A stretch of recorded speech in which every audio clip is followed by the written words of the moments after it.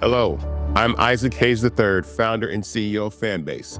And right now, we're accepting investors in our $17 million round to revolutionize the future of social media.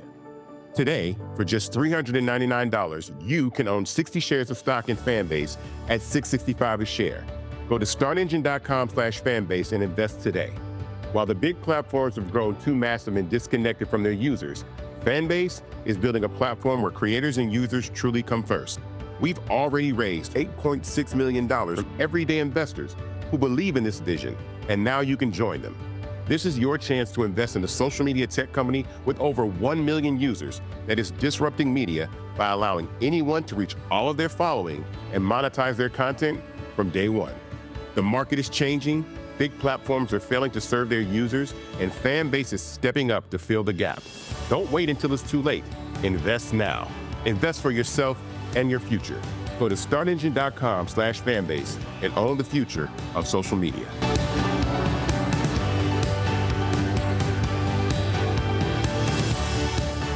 Folks, Black Star Network is here. Oh, no punches! I'm real revolutionary right now. Black power. Support this man, Black Media. He makes sure that our stories are told.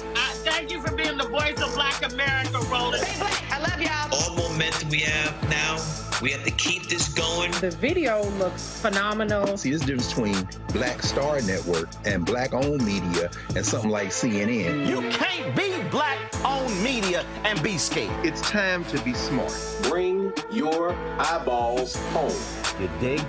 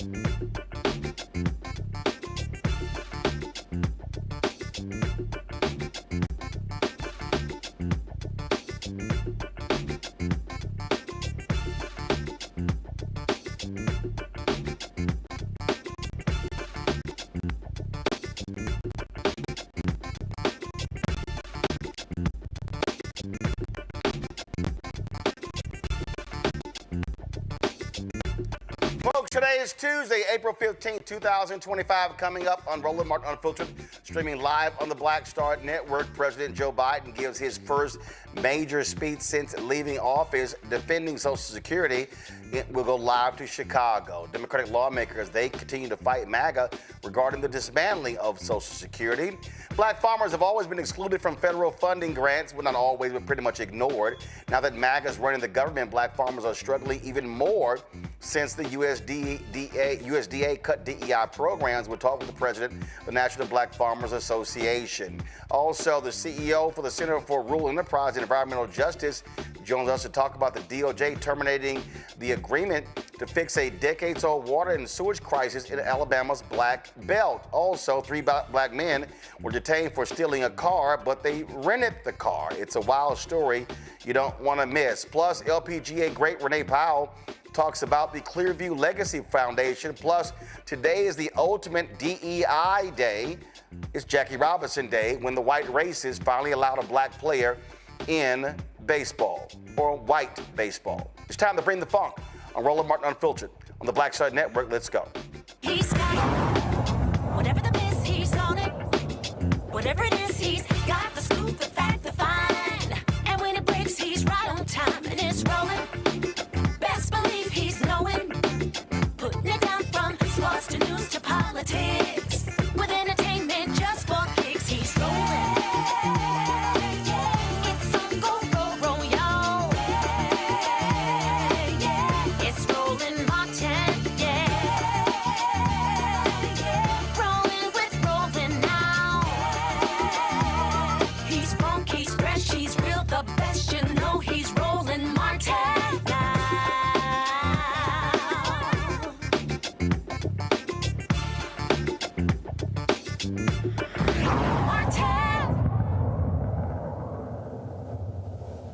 Aggressively standing up for Social Security as MAGA seeks to cut billions of dollars from Social Security. President Joe Biden, in his first major public address since leaving office, is speaking live in Chicago as it relates to this issue. Let's go live there. Hardly any black people in Scranton at the time, I was only going in 4th grade. And I remember seeing the kids going by at the time called colored kids on a bus going by. They never turned right to go to Claymont High School. I wondered why. Asked my mom, why? So in Delaware, they're not allowed to go to school, in public school, with white kids, honey. That sparked my sense of outrage as a kid, just like it does, and these young kids right here can tell you things affect them when they learn about something that's really just unfair and unjust. You know, my dad was an honorable man. And my dad used to have an expression. He said, Joey, your job's about a lot more than a paycheck. It's about your dignity. It's about respect. It's about being able to look your kid in the eye and say, honey, it's going to be okay, and mean it. Well, that's what you're all about. That's what the legislation's about. It's about dignity. Simple dignity. Everyone deserves to be treated with dignity, regardless of their standing, regardless of economic situation, regardless of who they are. Making sure that more than 60 million Americans who are living with disabilities are treated with dignity is who we are as Americans. That's what it's about. I mean it. Dignity at work, at school, in their communities, in every corner of American life. Laws like the ADA need advocates like you. You're the ones that keep it going, God love you. You fight like hell every single day to make sure the law is respected and your clients' rights are protected. So from the bottom of my heart, I mean this. I give you my word as a Biden. From the bottom of my heart, I say thank you. Thank you for what you're doing.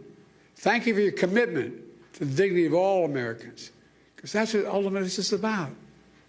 Folks, today I want to talk to you about an issue that's front and center right now for millions of Americans, Social Security. You know, some of you may know the Democrats have declared today the Save Social Security National Action Day, National Day of Action, I should say. We know just how much Social Security matters to people's lives. Everyone in this room fights for people with disabilities who rely on Social Security to survive, to survive. Not just the physical side, it's the mental side. It's the mental side. You make sure folks get the benefits they earn after a lifetime of hard work. The work they do is more than just a profession, what you do. It's a calling. It's not just a profession. And Social Security is more than a government program. It's a sacred promise we made as a sacred promise. 73 million Americans receive Social Security. From their first paycheck through their entire life, they pay into Social Security. And in return, they count on Social Security to be for them when they're going to need it. Folks, must never, ever betray that trust or turn our backs on that obligation. That's why during my presidency, we protected Social Security and made it stronger. Martin, the governor, can tell you. We came into office, Social Security Administration had its lowest staffing, she referenced it, lowest staffing levels in 50 years. And demand was going through the roof because of my generation and the baby boom generation, reaching the retirement age. So the demands on Social Security increased significantly. Our administration secured nearly $2 billion to reduce the backlogs and improve customer service. We slashed wait times for folks in need who are calling the 1-800 number. We got it down to under 13 minutes. It used to be 3 times that long when we took office. We made it easier for people to get help with their claims online. We reduced how long it takes to review a case. We fixed the appeal system to make it uniform in all 50 states, which made a difference. And we strengthened the anti-fraud measures to protect people's identities and to make sure benefits are going to people who actually they belong to. By the way, those 300-year-old folk getting that Social Security, I want to meet them because I like to figure out how they live out. Hell of a thing, man. I'm looking for longevity because it's hell when you turn 40 years old. But as a result, by the time we left office, we had improved every single line of customer service, from applying for disability to filing an appeal to reporting fraud. It all became more efficient and more effective. And I'll bet it made your jobs easier, too, in the process. Now, these achievements may not sound so glamorous to most people, but you know, they're absolutely essential. In my view, one of the most important jobs of any elected official is to make sure the government works for the people, works for all people. It's understandable. They can understand what it is. And then we keep our promises to the people, to all the people. That's exactly what we did, thanks to all of you. I also signed into law the Social Security Fairness Act. That act eliminated 2 unfair rules so public employees wouldn't get shortchanged. The government pension offset and the windfall elimination provision can never come in ever again.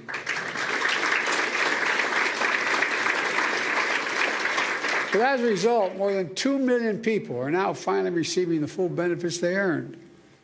And remember, we also faced a constant threat by some members, Republican members of the Congress, to cut and gut Social Security, period. Cut and gut it, period.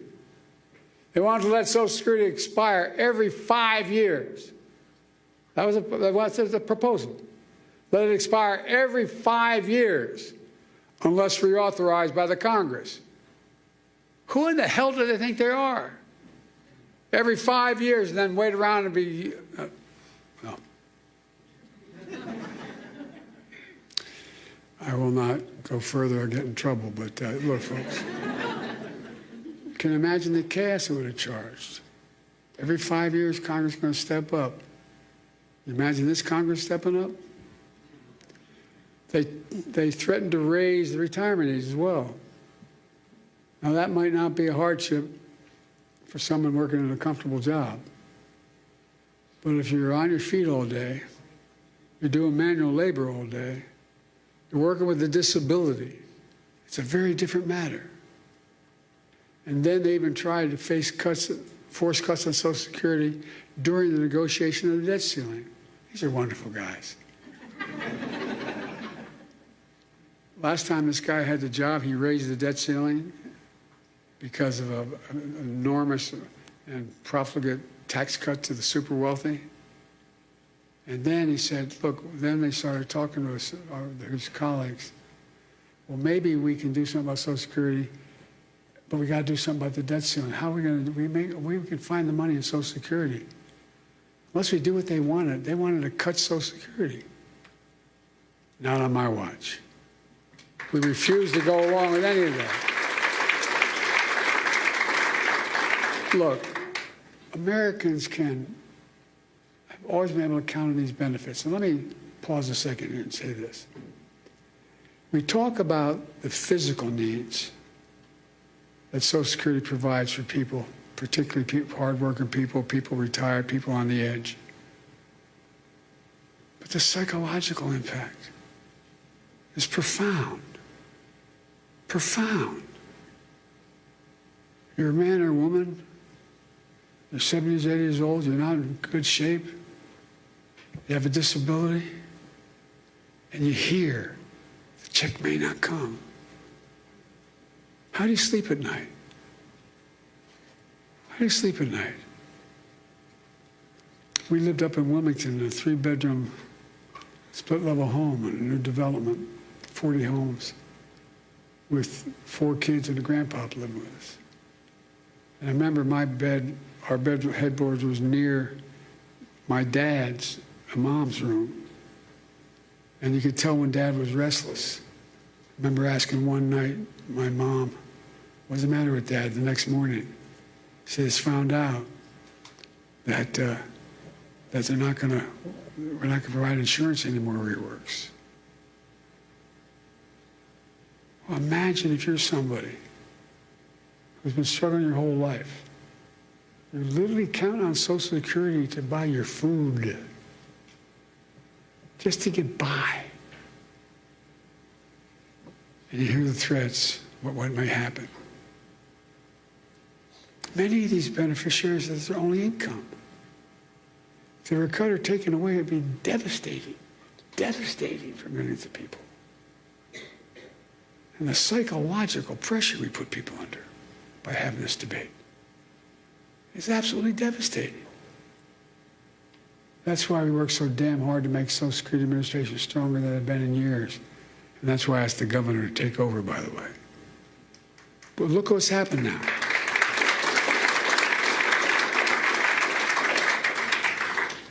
Fewer than 100 days, this new administration has made done so much damage and so much destruction. It's kind of breathtaking it could happen that soon. They've taken a hatchet to the Social Security Administration, pushing an additional 7,000 employees, 7,000 out the door in that time, including the most seasoned career officials. Now they're getting ready to push thousands more out the door. Already we can see the effects. For example, Thousands of people use the Social Security website every single day to check on their benefits and submit their claims. But now, the technology division of Social Security Administration has been cut in half. And so the website's crashing. People can't sign on to their accounts. What do you think it does to that woman's living alone at 74 years checking, just not able to even find out whether she can't even find out what that disability claim is she has? She can't file a new disability claim. And a lot of these people are being told incorrectly that their benefits have ended. Folks, imagine the panic that causes if you're a retiree living alone with only Social Security to depend upon. So now people are overwhelming the phone lines. They're showing up at the local Social Security office, tearful and frantic, and told, "Do you have an appointment?" In that tone, by the way. I can give you a personal example if I'm not going to, though. To cap it all off, serious people are now generally concerned for the first time in history, for the first and only time in history, that Social Security benefits may be delayed or interrupted. Folks, let's put this in perspective. In the 90 years since Franklin Roosevelt created the Social Security system, people have always gotten their Social Security checks. They've gotten them during wartime, during recessions, during a pandemic. No matter what, they got them. But now, for the first time ever, that might change. It would be a calamity for millions of families, millions of people. The current Secretary of Commerce doesn't seem to get it. Or based on his comments, he doesn't seem to even care. Many of you saw what he said the other day. And by the way, he's a billionaire. God love him, as my mother would say. Paying 8.5% in taxes. Anyway, billionaires don't know what he's paying. But when he talked about the possibility of the Social Security checks not going out this month, he shrugged it off. Here's what he said. He said his 94-year-old mother-in-law wouldn't complain, wouldn't bother her. She's probably a lovely woman. No kidding. Her son-in-law is a billionaire. What about that 94-year-old mother living all by herself? Doesn't have a billionaire in the family. Or all the retirees who depend on that monthly check to feed themselves. All those people with disabilities have no other source. What about all those people? That's who you fight for. So they should desperately need you. And folks, it's not just the Secretary of Commerce. We heard how others, empowered and emboldened by this administration, talk about Social Security. One of them called it a Ponzi scheme. A Ponzi scheme? What the hell are they talking about? People earn these benefits. They paid into that benefit. They rely on that benefit. And no one should take it away. You know, Franklin Roosevelt had a different view. He was president coming out of the Great Depression. He and all his colleagues saw great suffering, so much poverty. He also took steps to raise standard of living for ordinary Americans, including creating Social Security. He himself was from a very wealthy family. He didn't need Social Security, but understood how much it would mean to millions of Americans. He knew it would make America stronger in the process, and it has. It makes our economy stronger. It makes the community stronger. It makes families stronger. It gives peace of mind. That's why the vast majority of Americans, including many wealthy Americans, still support, thank God, Social Security. Very wealthy billionaires still support Social Security. They may not rely on themselves, but they know Social Security deserves to be protected for the good of the nation as a whole. You got to ask yourself,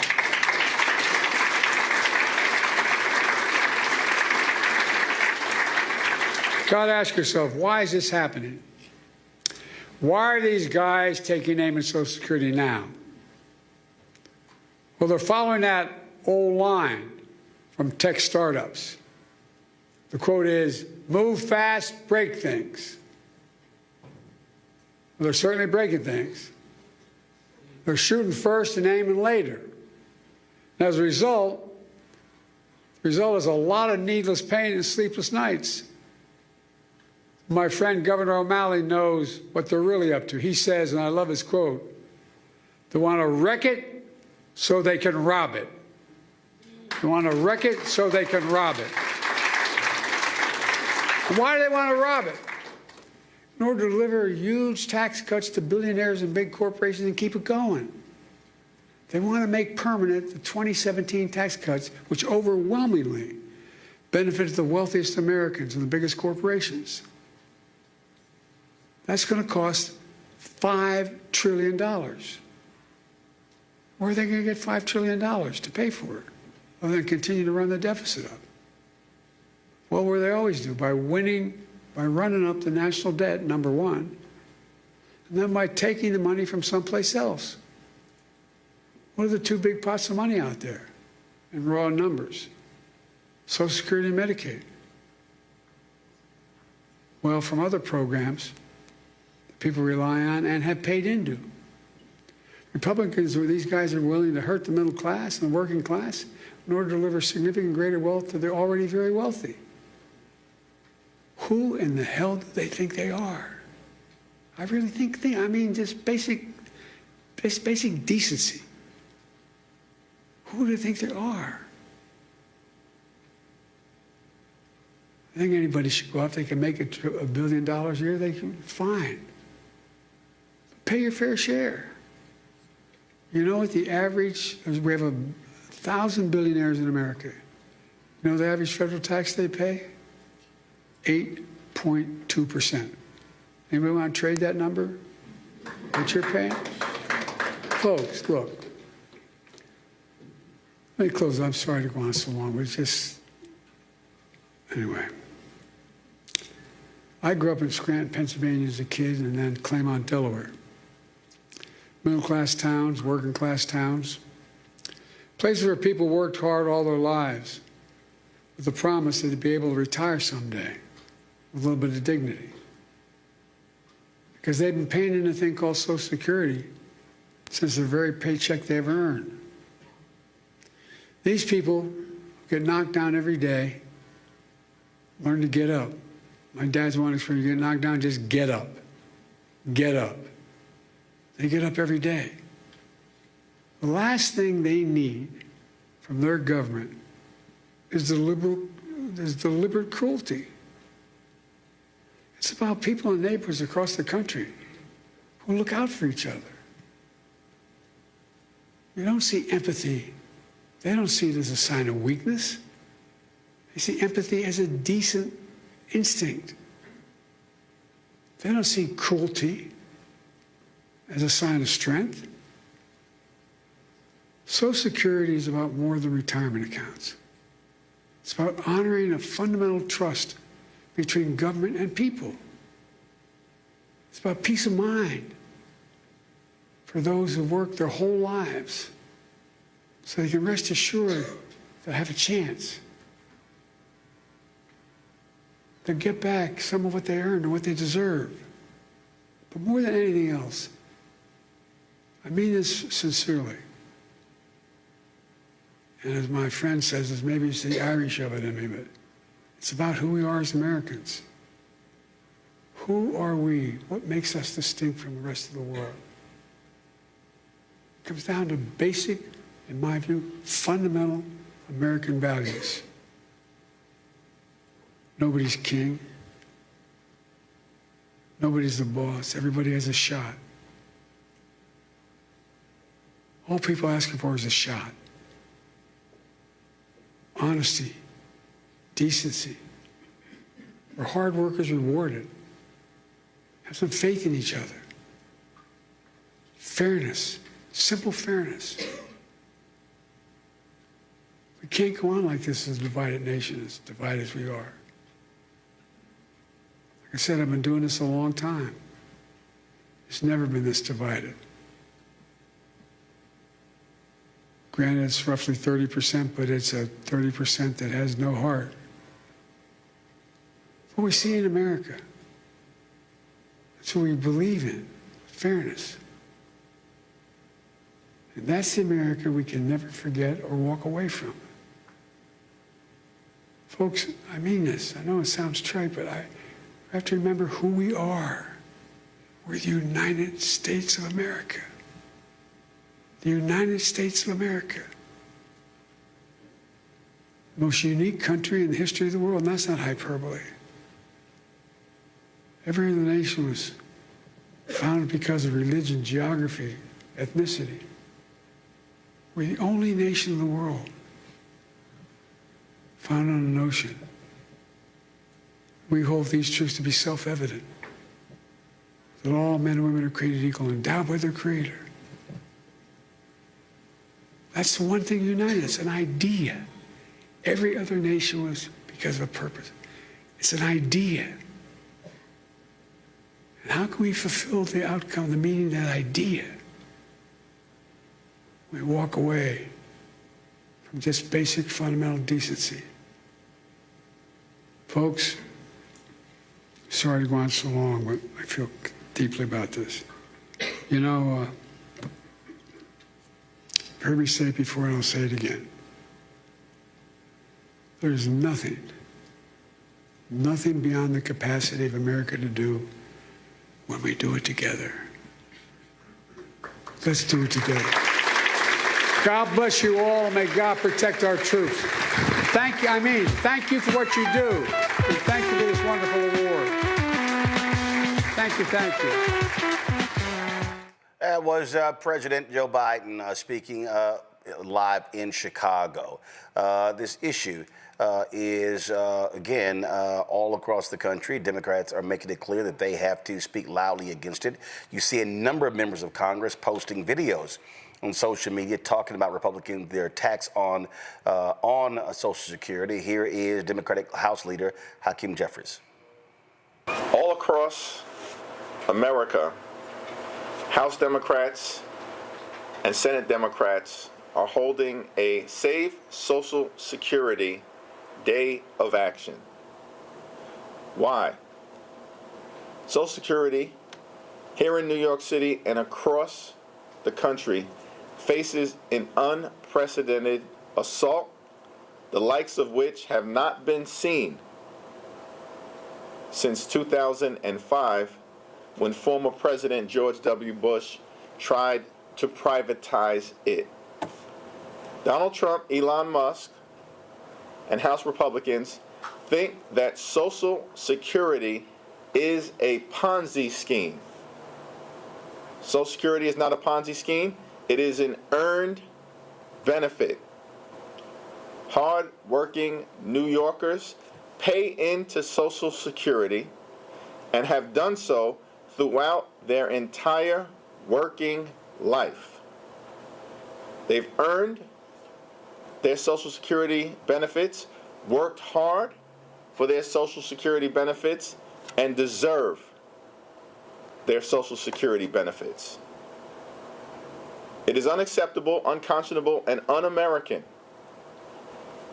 that Donald Trump, Elon Musk, and House Republicans are dismantling and closing Social Security offices, jacking up wait times, and preventing hardworking Americans from securing their benefits. By panel, Joe Richardson, civil rights attorney out of Los Angeles, Dr. Larry J. Walker, assistant professor, who joins us out of Orlando, Florida, Dr. Mustafa Santiago, first of all, with the University of Central Florida, Dr. Mustafa Santiago Ali, former senior advisor for environmental justice at the EBA out of D.C. as well. Larry, I want to start with you. The thing here is, look, this is going to have devastating impact on lots of people. I saw Chris Sununu, former New Hampshire governor, go, "Oh, hey, what the heck? Retirement age, but we should raise it to 67, raise it to 70 as well." And he says, people shouldn't be retiring at 62. Says the guy who gets an annual pension when he turns 55 because he was governor. Yeah. So the idea here is, I want to be able to thrive. We talked about Sununu, while other people, family members, aunts, uncles, grandparents, etc., struggle. Roland, this essentially is what's happening here is dismantling the social safety net in America, which will lead eventually to some depression and probably, a recession and a depression.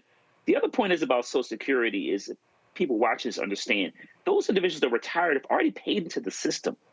So it's like someone giving you, you get a check for your job, and then someone coming back, we're going to have to take that check back.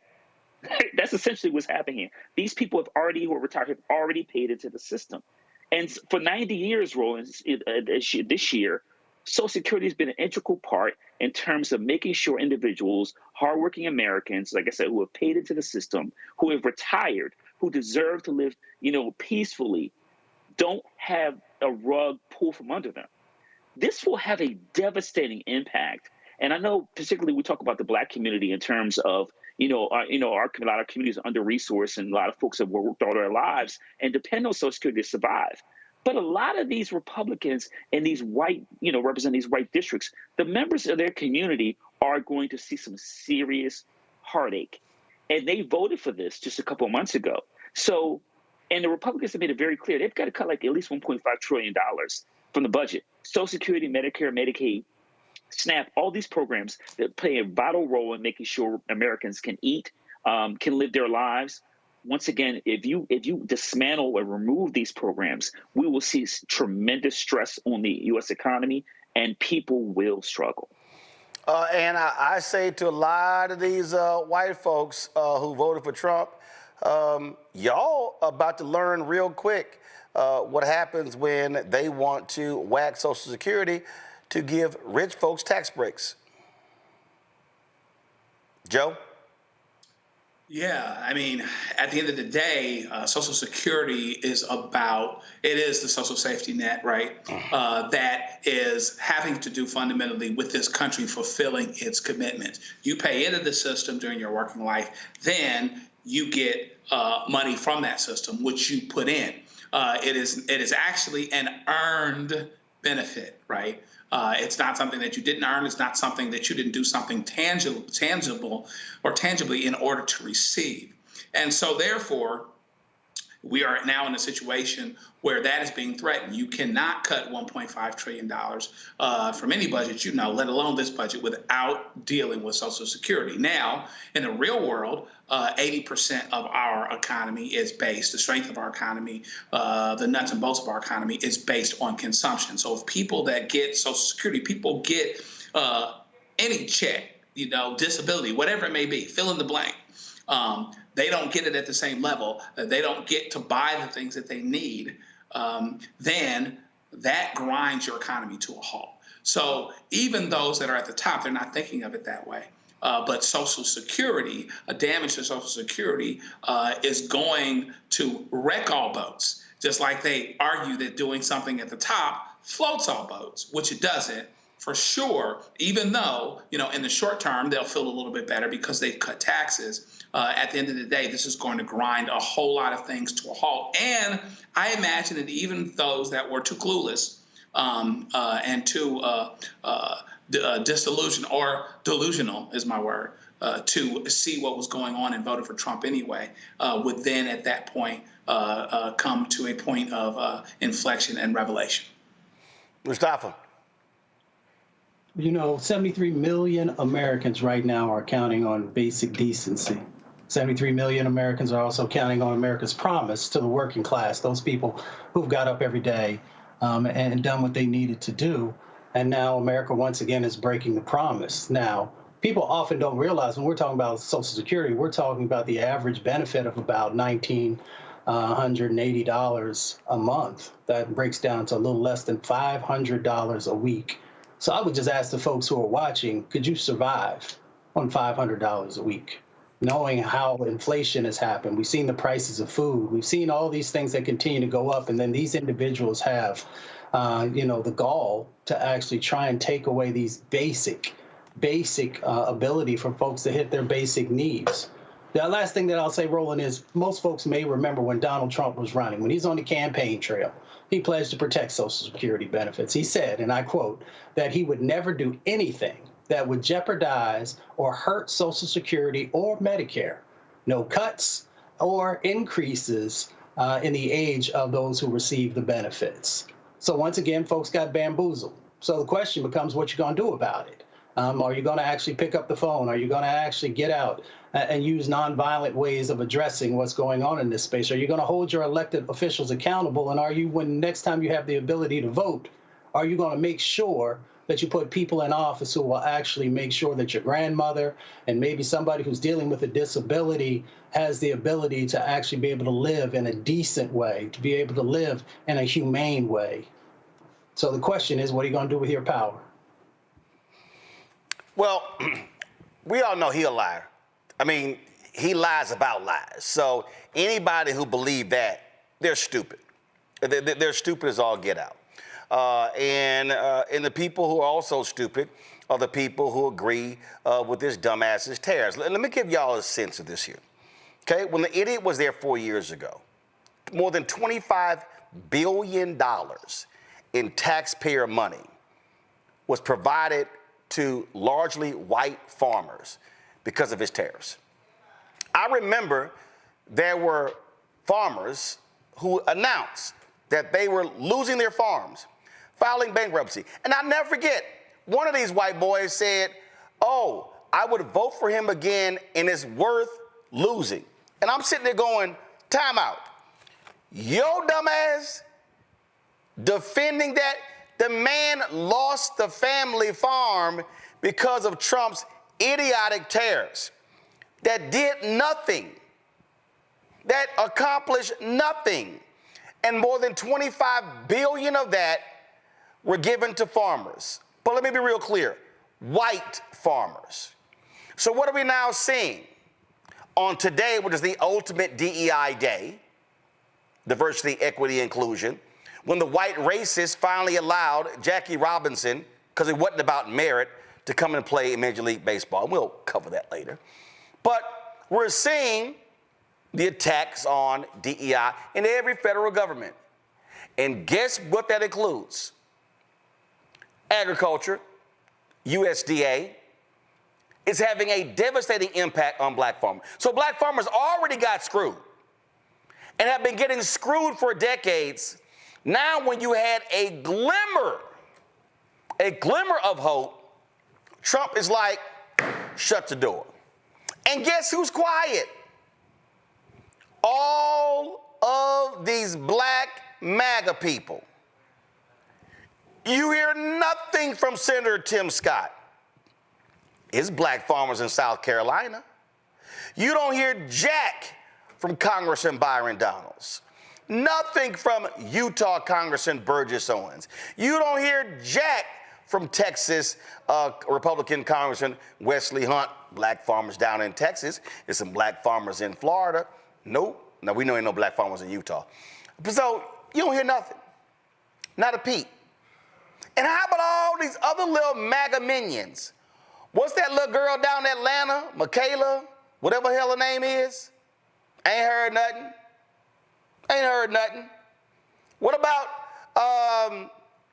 that little other fool, Harris? They love, what about all them fools?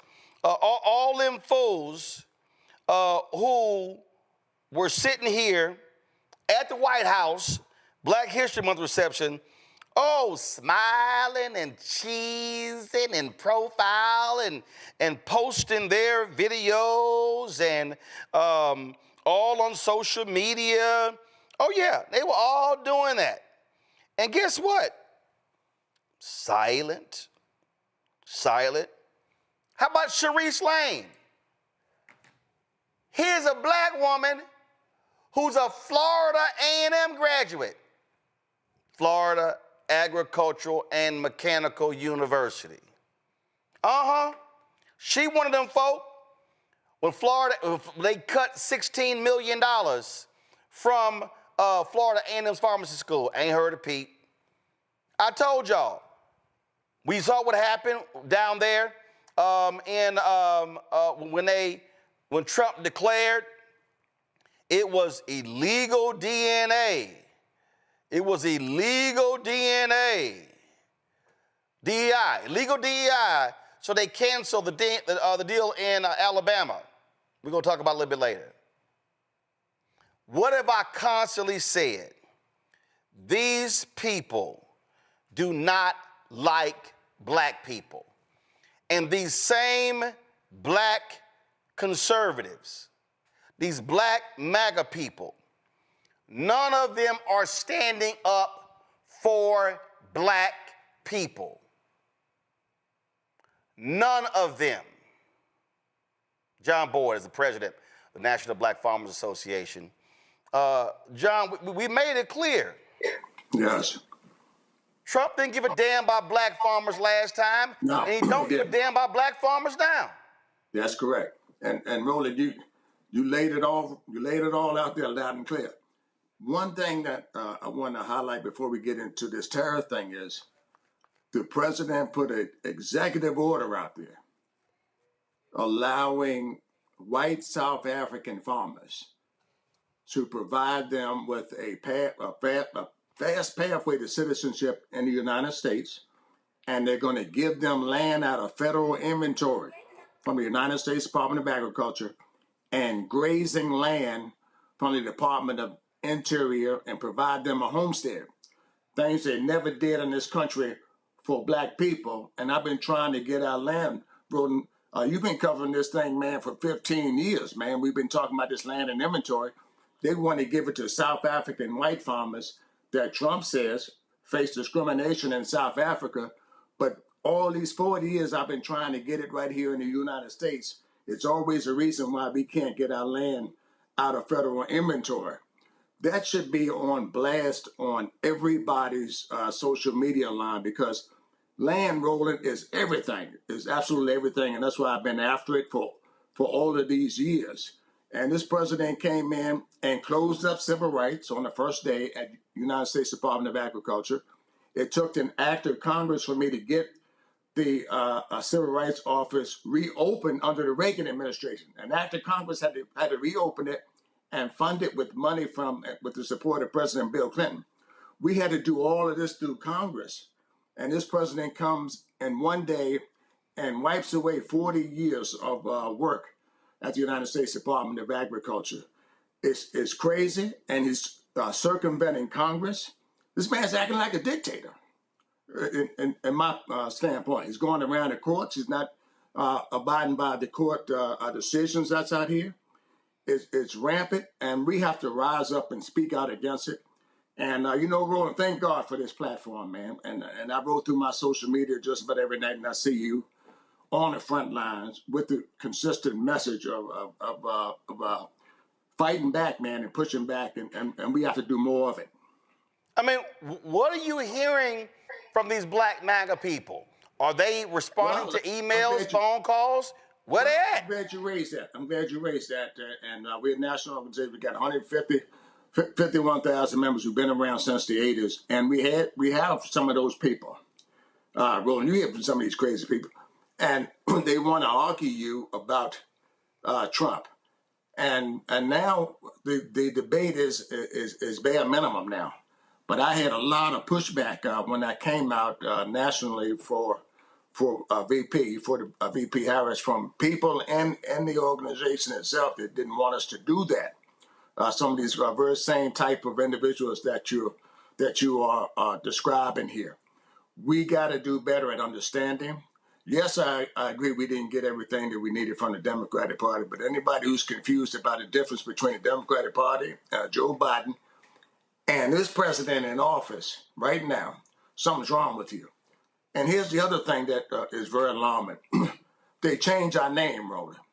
DEI, minority farmers, socially disadvantaged farmers, farmers of color. They were spitting on me at USDA because I was black. They wouldn't allow me to see the loan officer but one day of a week because I was black. I was coming in the back door, yes, in the 80s and 90s because I was black. They got to stop changing our definition. We're black people, and these are, and we face a special set of issues in this country that no other people face with pure hatred. And this president hates black people, if anybody's confused out here. See, here's the mistake that people make. They go, oh, but no, he's got a black HUD secretary, and oh, you know, he had Ben Carson last time, and oh, he's got, well, here's the whole deal. Look at his White House. Yes. Are there any black top aides? No. No. Advisors? No. None. So all these little black MAGA minions taking photos, posting stuff, all of them, all these little folk, and I'm gonna name them. The silly ass brother, the Cartier family, all these folks, the Hodge twins, all these folks got lots to say on social media, but they are saying nothing about the impact on black people.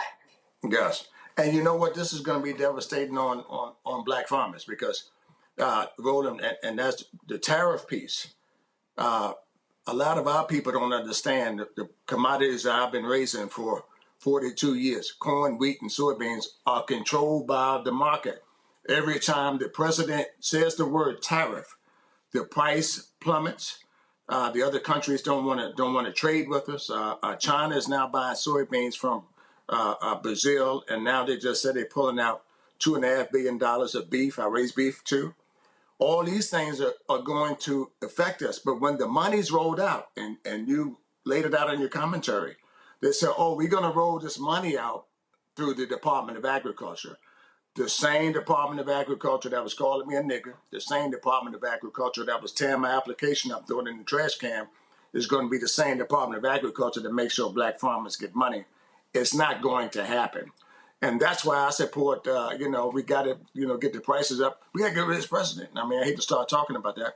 We got to put a candidate out there. They got the galls and balls enough to stand up to him and also say, I'm going to come into office the first day and do away with every one of those executive orders that he put out there. We're going to do away with it.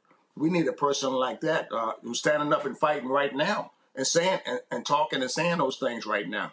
That's the first thing we got to do. And then black people, we got to voice up and come together. If we can't come together under Donald Trump, we're never going to come together in this country based on this way this man has treated black people. Every week he's saying something directly, do away with Black History Month, do away with anything that has anything to do with color and blackness in this country. He came in, and his architect, Roland, we don't want to leave his name out. His name is Stephen Miller.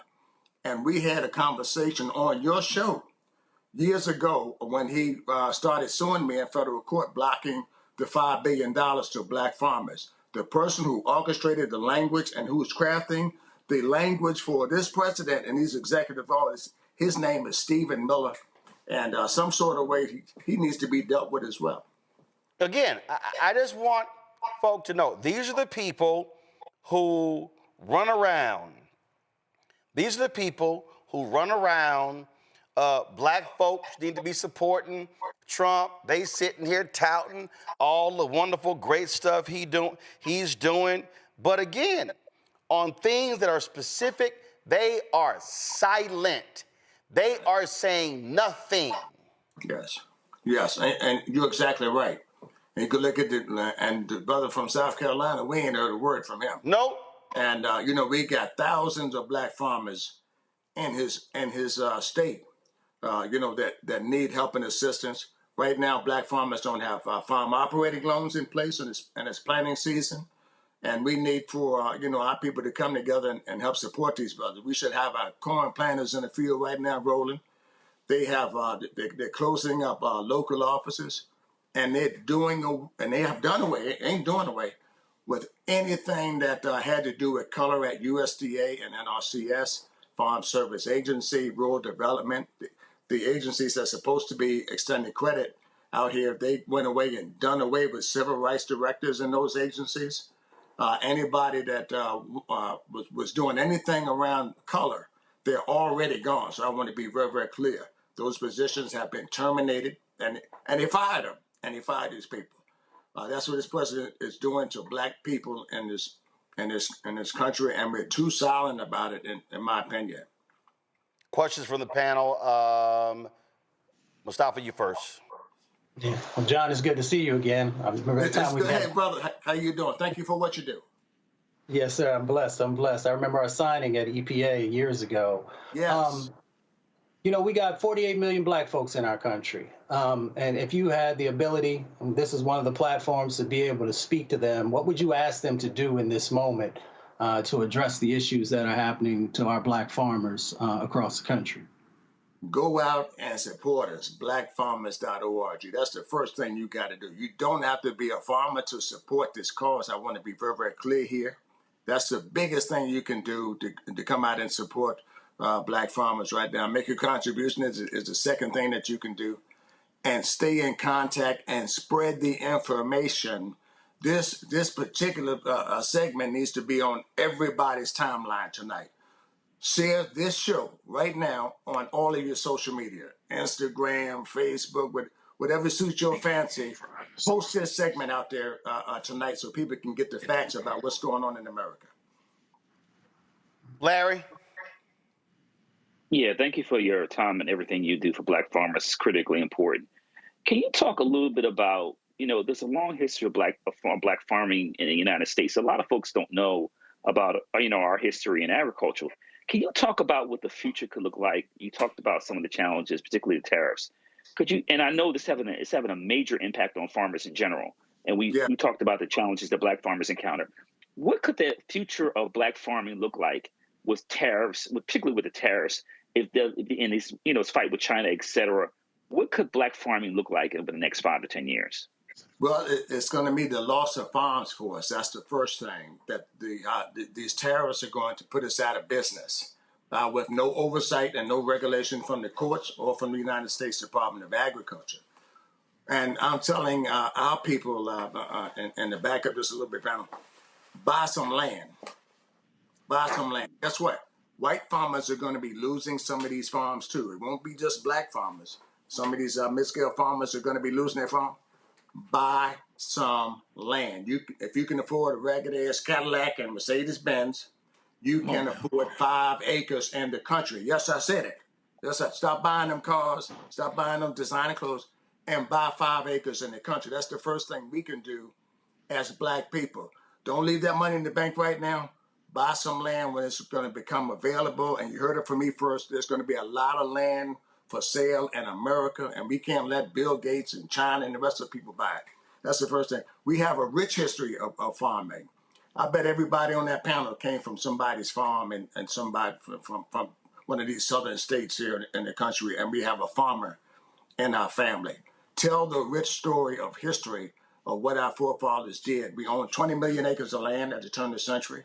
We're down to 3 million acres of land. Roughly hovering around 50,000 black farmers, full-time farmers that make a living. I'm proud to be one of those black farmers that farm full-time, and a host of other part-time farmers, and we raise everything. We own, and guess what, people? We're the best. I said it on your show, Roland. We're the best farmers ever in this country because we survive with no loans. We survive with discrimination. We survive with ag companies not supporting us, and we're still here by the grace of God. And guess what? We're going to survive that. You want to know why? We survived slavery. We survived Jim Crow. We survived sharecropping. All the things that they thought would put us out and put us down, we're still here. We're still here by the grace of God. Larry? I'm sorry, Joe. Thank you so much, sir, for what you're doing to build on what it was that you were saying. My grandmother, Lucy Perdue, was born in Sparta, Georgia, grew up in Macon, Georgia. On my mother's side of the family, everybody's from Mississippi and Alabama through Salina, Tennessee. Give us city folk a one-on-one, a 101 on why farming is important. It's gotten, a little trendy for us to sit and talk in church about, oh yeah, we should use this land and you should grow some things, et cetera, et cetera, et cetera. But give those of us that don't know and haven't really gotten it a quick one-on-one about the importance of farming to what we eat every day already. Thank you for that. And my grandfather's name was Thomas Board. He said land was everything. Everything good and great came from the land. Clean drinking water, fresh food to feed your family, timber to build a house on. We've gotten away from that, and the farm is where we built our families. Yes, we spent time together. We were raised together. Many black families. My daddy came from the last of 15 kids. And a lot of black families. My mother had 10 siblings. We've gotten away from the family structure of the farm and also the ability to feed ourselves. If you look at our forefathers, they lived longer than we do now. It's because they was eating healthy foods from their farms that wasn't tainted with chemicals. They were eating meats and all these great fresh things, and they lived longer because of the lifestyle. We've gotten away from the lifestyle, and to answer that question more directly, we take for granted that we have food for abundance in this country. That's what we're taking for granted. So when you look at our farmers and why it's important, we're going to sit down, we're going to eat dinner tonight. Some of us going to eat too much like I do. And we take for granted that food was grown from someone's farm in this country. So we need to go back and redevelop our connection with food, healthy foods, and the family structure that came from our forefathers. They taught us at home how to live and how to survive on these farms. And we've gotten away from that. And I want to tell the young people that's the way to survival. Land ownership is the way to freedom. If you want to be free in this country, you need to own some land so that they can't take that from you. All right then. With John Lick, keep up the fight. Roland, hey man, we love you. I appreciate it. We love you. We support you, and we appreciate the fight that you put out here every single day, man. Thank God for you. I appreciate it, and I have not forgotten your offer to come down to the farm to ride horseback. Come down here, man. I saw you out there with that cowboy hat on, Roland. Come on now. I want you on my farm wearing that cowboy hat. Oh, that ain't a problem. I got a few I can rock. Now how far are you from DC? About 3 hours from DC, Roland. Straight down 95 to 80. Okay. All right, then. We're going to make that happen. I appreciate it. Thanks a lot. Thanks a lot, brother. All right, folks. Got to go to a break. We come back. Lots more to talk about, including today being the ultimate DEI day. Today is a day called Jackie Robinson Day. And this is a day when the white folk allow one black man, merit, to play in their game. I got a lot to say about that, especially in this space where all we have nothing but attacks against DEI. I got lots to talk about. You're watching Roland Martin Unfiltered on the Black Star Network. Support the work that we do. Join our Bring the Funk fan club. Of course, if you want to contribute to us via Cash App, use the Stripe QR code. It's right here. If you're listening, go to blackstarnetwork.com to check it out. Also, folks, you want to send a check, please make the check out or the money order out to Roland Martin Unfiltered. Not Roland Martin, not Uncle Roro, not Black Star Network, not Unfiltered. Make it out to Roland Martin Unfiltered. Send that check to P.O. Box 57196, Washington, D.C., 20037-0196. PayPal's R Martin Unfiltered, Venmo RM Unfiltered, Zelle, Roland at RolandSMartin.com, Roland at RolandMartinUnfiltered.com. We'll be right back. Week on the other side of change. We're going to examine how foreign policy impacts domestic policy and how domestic policy impacts foreign policy. We are all intertwined, and we're going to have Hannah Reid help us break down that topic. We should not want our country to be the big bad wolf of the globe, because that puts us in a really vulnerable position safety-wise as well. Only on the other side of change on the Black Star Network. This week on A Balanced Life with Dr. Jackie here on Black Star Network, we are talking about all things, you got it, stress related. Yes, the big S, whether it's spiritual, physical, emotional, or sometimes it could be just in your head. Stress has a way of manifesting itself in our lives in such a way that it disrupts who we are and who we're in the process of becoming. Stress is just as bad as a lot of the physical ailments that we think of. That's all next on A Balanced Life on the Black Star Network. You want me to do something crazy, but I don't know what to do. I'd rather just sit here. I'm Chrisette Michelle, and you're watching Roland Martin, Unfiltered. I mean, could it be any other way? Really? It's Roland Martin.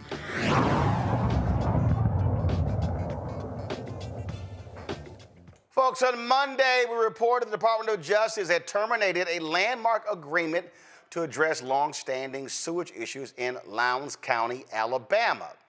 This rural, majority black community has faced problems for decades with raw sewage in backyards in their homes. Catherine Coleman Flowers, the CEO of the Center for Rural Enterprise and Environmental Justice, joins us right now. Glad to have you here. So look, this is very simple. These are black people. These are black people impacted. This has been going on for decades. This was an infrastructure issue. And Trump decides to, what the hell, get rid of the settlement and calls it an illegal DEI settlement. What the hell? I'm still trying to understand that one myself. So for folk who don't understand, explain the settlement. Well, the settlement occurred because for years, I've been doing this work since 2002, because initially the Alabama Department of Public Health were arresting people who could not afford on-site sanitation. And that's how I got involved in doing this work. And as a result, we ended up working with Earth Justice, and we filed a complaint against the Alabama Department of Public Health alleging a civil rights violation. This is the first time that Title VI was used to look at environmental justice and to try to obtain justice. And as a result, the health department entered into an agreement with the Department of Justice and Health and Human Services where they would work to try to remedy the wastewater problem in Lowndes County by helping to put in place septic systems. And some of that was funded by the government, because the other question is, that we still don't know the answer, is how much of the money that's been allocated has been spent and how much of it will go to actually putting in place septic systems for families. Or are they taking that away too and calling it DEI? And again, for the people who don't understand the impact here, we're talking, so describe the problem. This raw sewage in the yards, front yards, backyards, in the house. How dire was this? I've seen it front yards, backyards, under homes, going out into the woods. I've seen it everywhere you can potentially see it. We also have seen where there are balls where children were playing around it. We've seen basketball courts nearby, and one basketball obviously ended up in the sewage and they didn't get it. So we've seen all kinds of ways in which people have tried to get this away from their homes. And this has been going on far too long. And what is significant about Lowndes County is that it's located between Selma and Montgomery, and at one point was called Bloody Lowndes, and it's very, very significant to our voting rights history as well. And again, for people who don't understand, this was called racism when it came to infrastructure. Yes, it is. We call it sanitation inequality, where the type of infrastructure investments that should have been made in these communities, really in rural communities across the United States, have not been made. But certainly Lowndes County, because it's hard to not see it, because so many people travel between Selma and Montgomery, and it's just right outside of Montgomery, which is the capital city, and it should have been rectified many years ago. My concern now is whether or not, hopefully they will not go back to the policy of arresting people who cannot afford on-site sanitation. And again, I want to reiterate, you are there where the state capitol is. It's right outside the state capital. Actually, there are people living with raw sewage in Montgomery. I mean, so it's a problem in all 67 counties. I have to give credit for the people in Lowndes County who uplifted their stories and put it out there because they were so marginalized. They had nothing else to lose. But it is not only helping them, but helping people around the state and certainly around the country who are living in the same situation. The sad part is that since we've been doing this work, and I've been doing it for over 20 years, that I've gone to places around the country and people have said this is a problem that they've had as well. So hopefully, I'm challenging the administration to go and see it for themselves because a lot of their constituents got the same problem. But the issue is people don't want to deal with it. And I'm very concerned about the health consequences of not addressing this environmental issue. I mean, it's just shameful and despicable, and that's what it is. Mustafa? Well, Catherine, it's good to see you. If I give you a quick shout out, I just want to make sure everybody goes and gets your book, Waste, which is an anthology of the types of things that are going on in communities across the country. Catherine, can you talk a little bit about the public health impacts? Because a lot of folks don't understand about the hookworm and the hepatitis A and the parasites and everything that people are dealing with. Well, actually, when I first started doing this work, I wasn't getting a lot of support. And what helped us was that we partnered with Dr. Peter Hotez at Baylor's National School of Tropical Medicine and worked with the local community who gave us samples of their fecal samples. We got fecal samples, water samples, blood samples, and also soil samples. And they were taken to the lab and they used PCR technology They used this PCR technology to look at the samples, and they found hookworm, they found strongyloides, they found other tropical parasites that you generally see in third world nations that don't have sanitation treatment. And when that story was broken in 2017, it made worldwide news because people were surprised to see that this was in the United States. In addition to that, the UN Special Rapporteur on Extreme Poverty came to Lowndes County. He said, Catherine, I've seen this in undeveloped nations. I never expected to see this in the United States. And this exists right outside of a capital city. And it doesn't make any sense for it to exist. And I think we have to find ways to remedy it. And the health consequences are so extreme that during the pandemic, Lowndes County, who has a small population, actually had the highest highest per capita COVID death rate in the state of Alabama. Joe? Thank you so much for the work that you're doing. I am wondering if, and you kind of alluded to it a bit, with the idea that there are plenty of white people that are just as poorly off as it pertains to these issues and in general in Alabama, that there would seem to be some potential for commonality there. Is there any potential at all for collaboration with all affected communities, rural and otherwise, to get on the same page and perhaps develop more strength in terms of getting progress on this issue and pressing forward? Well, the irony in it, and Mustafa alluded to my book, Waste, and I write about it. When I first started doing this work, one of the persons who was an ally was Jeff Sessions, because he was from rural Wilcox County that had the same problem. We have been contacted by people from most counties around Alabama, even people that are having the same issue. The difference is they're not being arrested. People in Lowndes County were arrested for having this problem. In addition to that, this is a problem throughout the United States of America. It's in California. It's definitely in Texas, in the area called the Colonias, where there are a lot of rural Latinos are living. They are living with raw sewage on the ground too. It's throughout the United States, and we're hearing from people from throughout the United States that are actually applauding the people in Lowndes County for looking at this problem, and they want solutions too, not only in Lowndes County, but around the United States in these rural communities that have been ignored for years. Great, thank you. Larry? Yeah, thank you for all your important work. And you mentioned Sessions, and it made me think of two policymakers in Alabama, Britt and Tuberville. And I'm wondering, have you heard anything from their offices about, this decision by the White House and the impact it will have on their constituents? No, I have not. Well, This is what they do, though. Again, they don't care. And I'm gonna and I posted this tweet moments ago, and I'm just gonna go ahead and read their names again. And let me go ahead and say it. Joseph Pignon, Black MAGA, where are you?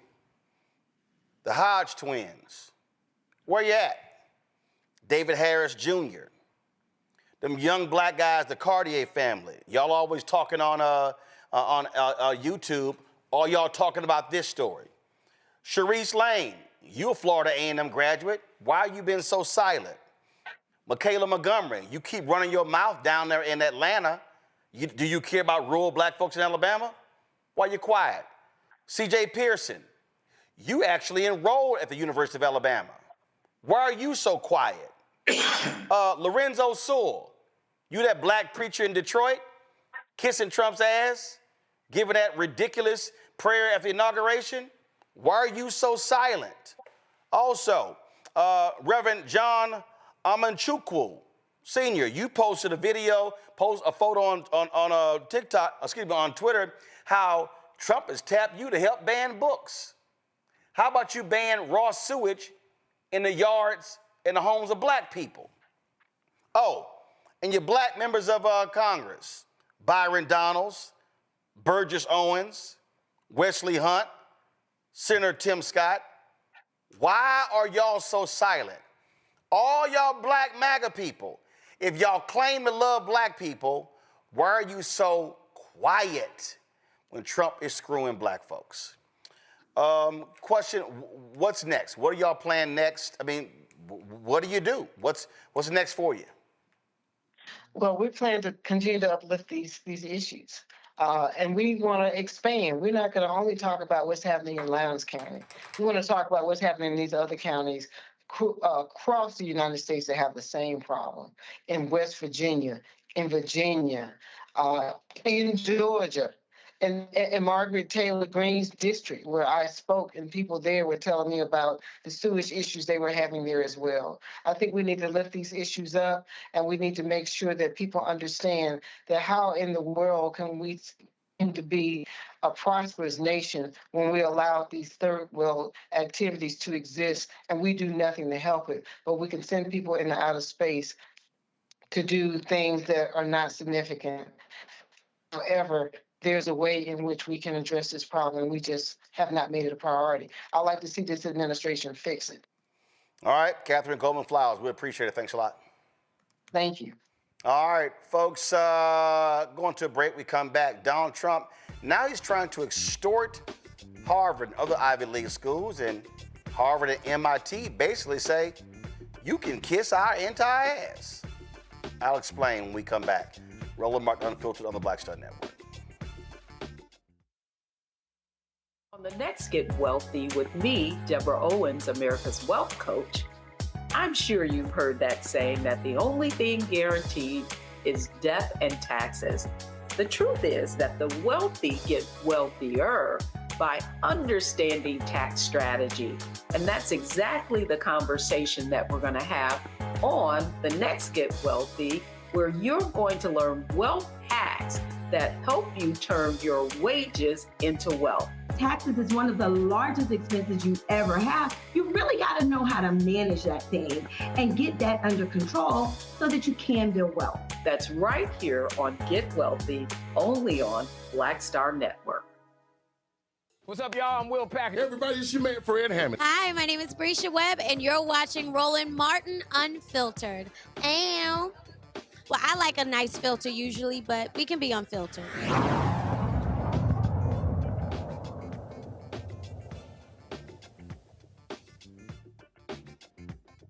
Well, Donald Trump is seeking retribution against more folks, this time Harvard University. They're claiming that they are targeting Harvard because they would not crack down on anti-Semitism on campus. That's bullshit. That's not what it's about. It's about controlling who gets hired as professors, what students get let in. And so he's using the threat of withholding federal funds in order to get them to back down. So as a result, he announced that they're going to withhold some $2 billion in federal aid. Well, Harvard was like, really? Really? That's what you think you're trying to do? And then now the fool is trying to say he's going to repeal their tax status. Let me know how that goes. Now remember, Colombia, they bowed to pressure. By agreeing to Trump's terms. Harvard said, nah, we ain't doing that. And they made it clear that no government, regardless of which party in power, should dictate what private universities can teach, whom they can admit and hire, and which areas of study and inquiry they can pursue. Well, MIT followed that up and said, yeah, we ain't buckling to you at all. See, this is the whole thing here that people got to understand, Larry. If you buckle to pressure, the thug is going to come back. This ain't no different if a mafioso comes to you and says, yo, you got to pay us a cut. They're going to up it and keep upping it and keep upping it and keep putting the squeeze on you. You respond to thugs like Donald Trump by saying, hell no, we're not bowing to you. About, Harvard, but let's talk about another Ivy League college, Columbia University. And they basically caved in, Roland. And what happened after that? They were like, okay, that's good, but we need 1, 2, 3, and 4. So listen, if you're reading book, understand how authoritarianism works. One of the institutions they go after is higher education. Obviously, Columbia and Harvard University have large endowments from Ivy League institutions. But the stark difference in how the leaders for both those institutions have responded. Columbia has since gotten rid of their president, but Harvard's leadership and their president have stood steadfast. But let's be clear, Roland, let's not give them too many pats on the back. They have one of the largest endowments of a post-secondary institution, certainly maybe not in the United States, but in the world. So they can survive this. But we need to also see the leader from other institutions that, particularly those leaders that have something more to lose, including their jobs, step forward and be able to say, if they get these letters and say, no, we're not going to compromise. And then we also need a lot of those law firms to do the same thing. But, Harvard did the right thing, but it's easy for them to do the right thing when they have a large endowment and alumni base they do. Well, but I don't care if they have a large endowment. I don't care if they have a large endowment and alumni base. Their response is the response that you need. It doesn't matter of them having an endowment. First of all, them having a large endowment, gives them that ability. But again, you have to have somebody who says, I'm going to punch back to give the next person courage. If everybody keeps capitulating, the dominoes just keep falling. Yeah, no, I agree with you 110%. And that's why I said when we talk about the president of Columbia University, did the exact opposite, right, and gave in. So what Harvard University has done is important. And hopefully it's the first of many steps of institutions saying that we won't compromise in terms of how we enroll students, the kind of training we do, the programs and classes we teach.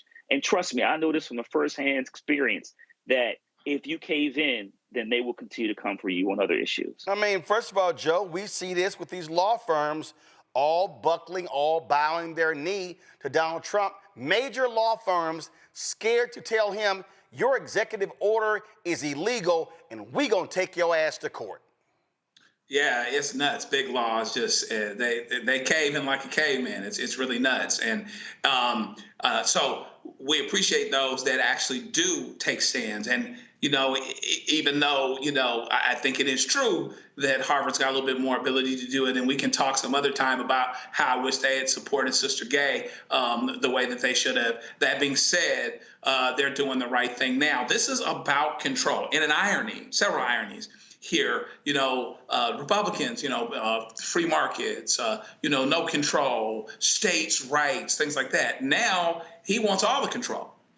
This is really about control. The other thing is that there's an irony with, among other things, falsely claiming, as you said, it is bullcrap on a sesame seed bun, that this is about anti-Semitism. But it wasn't about anti-Semitism when Donald Trump was saying that the folks that were saying Jews will not replace us in Charlottesville were fine people. So they're super, super pragmatic. And the fact of the matter is, if these intellectuals, and this is also his firing shot against intellectuals. This is all part of his exacting revenge.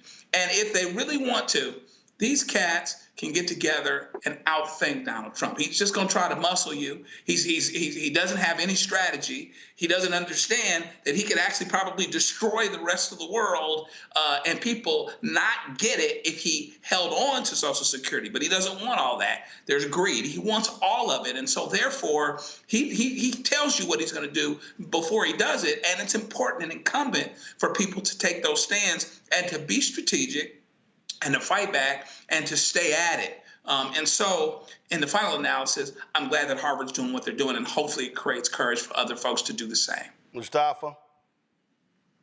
You let somebody punk you, they're going to keep punking you. It's the lesson that all of us have learned when we were on the playground. And the bully kept messing with folks, but they didn't mess with the person who said, you know what, my mama said I could pick up this brick and bust you in your head if you don't leave me alone. I'm not saying that we have to do violence, but I am saying that you can't let people continue to bully you. You know, it's interesting when you look at the move that he tried to make here.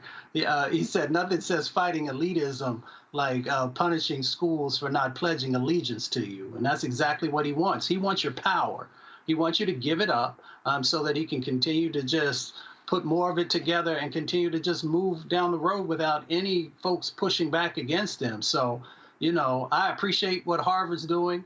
I believe, and I think building upon what Joe said, we just need more folks to come together, both different types of schools and the individuals who went there, to be able to create this front against, you know, these injustices that keep happening. But, you know, folks are going to have to make a decision if you're going to give up your power or if you're going to stand your ground.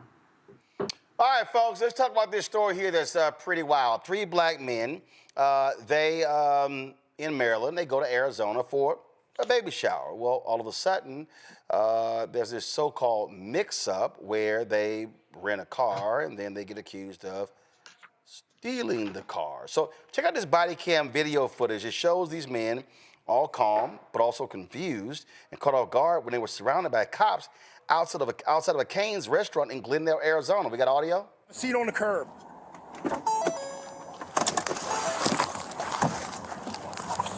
Hey, man, have a seat on the curb. Have a seat on the curb. Have a seat on the curb. Have a seat on the curb, please, sir. Sir. Step out, have a seat on the curb. Have a seat on the curb, please.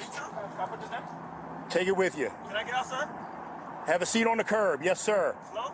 Have a seat on the curb, yes, sir. Yes, sir. Can I get out slow? Have a seat on the curb, yes, sir. Have a seat on the curb. Can I get out slow? Yeah, have a seat on the curb, please. Yes, sir. Please, sir. No problem. Can I get out slow? Have a seat. Yes, sir.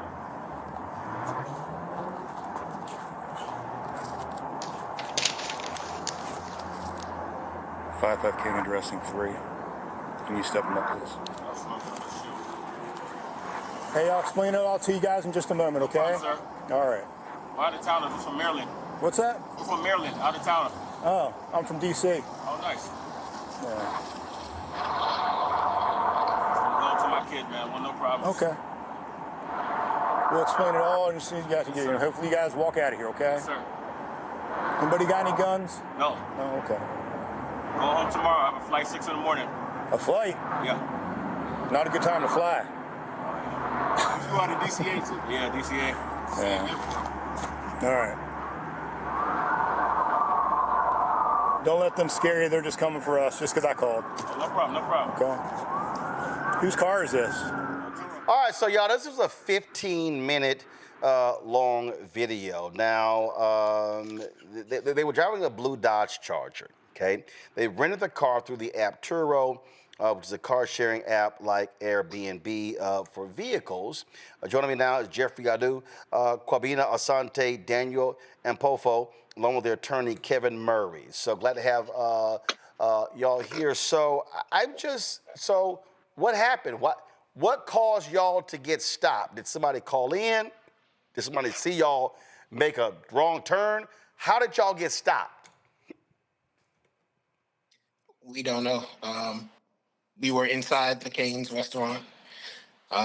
When we came out, as you can see in the video, we were getting into the car. Stop. I'm sorry. Y'all weren't driving? No, sir. Y'all were in a restaurant? Yes, sir. The car was parked. Car was parked. Yes, sir. So that means that they were just scanning license plates? Unfortunately. I couldn't tell you. from what they said is that we tripped a system, something in the system when we passed a traffic light or a camera, something like that, something to that effect. That's what they told us. Okay, they claim y'all tripped a system, and then all of a sudden, how long were y'all inside the Canes? Probably 10, 15 minutes max. Placed the order to go, got the food and left. So y'all walk out of Canes, and all of a sudden y'all look up, and it's just cops everywhere? Guns drawn immediately. Me and Jeffrey actually got into the car. We didn't see the cop. The driver, Quab, was the last one getting in the car because he had to put his food at the top of the car. And then we heard the cop kind of like yelling at him to sit on the curb. We, of course, were clueless. We didn't know what was going on. So you can see the confusion initially. So it was one cop at first. He had his gun drawn as soon as he got out the car, as you can see in the body cam footage. After he told Quab to sit on the curb, he told me to get out of the car. I was in the back passenger seat. I had my drink in my hand, and I asked him if I could put it down. He said no, so I had to take it with me. And then he told Jeff to get out the car last. And then he called for backup. You could hear him coming in the background. You heard him say that the backup is coming. At this time, he didn't tell us what was going on. We still don't know why we were being pulled over. So right now, y'all still don't know why you got pulled over? No, as you heard him say, he said he was going to let us know in a minute. A minute turned into maybe 5 to 7 minutes. We didn't know for a while why we were being pulled over. Yeah, Roland, these are all great questions you're asking, and that's what we're starting with to get to the bottom of the initial provocation of the officers and why these young men were pulled over, why they were handled the way they were handled. Okay, so first of all, I don't see it in, I don't see it in the script. What it says, you're visiting Arizona. Where did this take place in Arizona? Glendale, Arizona. Okay, Glendale, Arizona. Okay, got it. Correct. All right, so how long were y'all detained? Like 15 to 20 minutes. Yeah, I would say 20 minutes. Yeah, 15, 20 minutes for so sure. So after 15, 20 minutes, then what happened? They just let y'all go? Yeah, once they detained us, read us our Miranda rights, put us in handcuffs, put us in the back of the police car, then they told us why they were treating us that way. Once they said that, my brother Quab, he had the reservations for Turo for the car, so he was able to show, he was still handcuffed, but he gave him his password. They unlocked his phone. That's when they saw the reservation and saw that we didn't steal the car. We legally rented it from Turo. And then they had a brief discussion with their other officers, and then they took the handcuffs off us eventually. So they confiscated the rental car, though. So, well, hold up. This is where I'm still. So they reported. So they claim that someone else reported the car stolen? Correct. They said it was a stolen car, and we were the ones in possession of the stolen car. They also said that we fit the description of suspects, which you still to this day haven't heard. Wait a minute, hold up. So you rented the car through Turo. Correct. And so was that a person there was a person's car? So yeah, there was another company that uses Turo to rent out their cars. And we rented it through that company, but of course, yeah, the umbrella company is Turo. So ultimately it was through Turo. So did y'all then call the company and say, yo, why is that they claim this car was reported stolen? What did the company say? Well, not at that moment because, of course, after a situation like that, you deal with the shock and the trauma. So our main goal after that situation was just to make it back to our Airbnb safe and sound because we've never been in a situation like that. Now, when did this take place? This was Saturday night, guys? Yeah, Saturday night, February 1st. February 1st. Okay, so it's been 2 months. What did the company say when y'all said, hey, the cops claim this car was reported stolen? Well, they said it was a mistake. They said they did report it stolen, but then they said that they recovered the car. That's what the company said. The company claims they did report it stolen. Correct. But they recovered the car. Yes. They recovered the car. Correct. So did the company ever notify cops? That's the $1 million question, sir. We're not sure. Okay. And that's where I. So Kevin, I gotta ask you, you attorney, who the hell y'all suing? Everybody. I'll be very, very clear. And we're investigating, and all the responsible parties are on the line until they're not, until they can prove that they didn't do something wrong. Be very, very clear.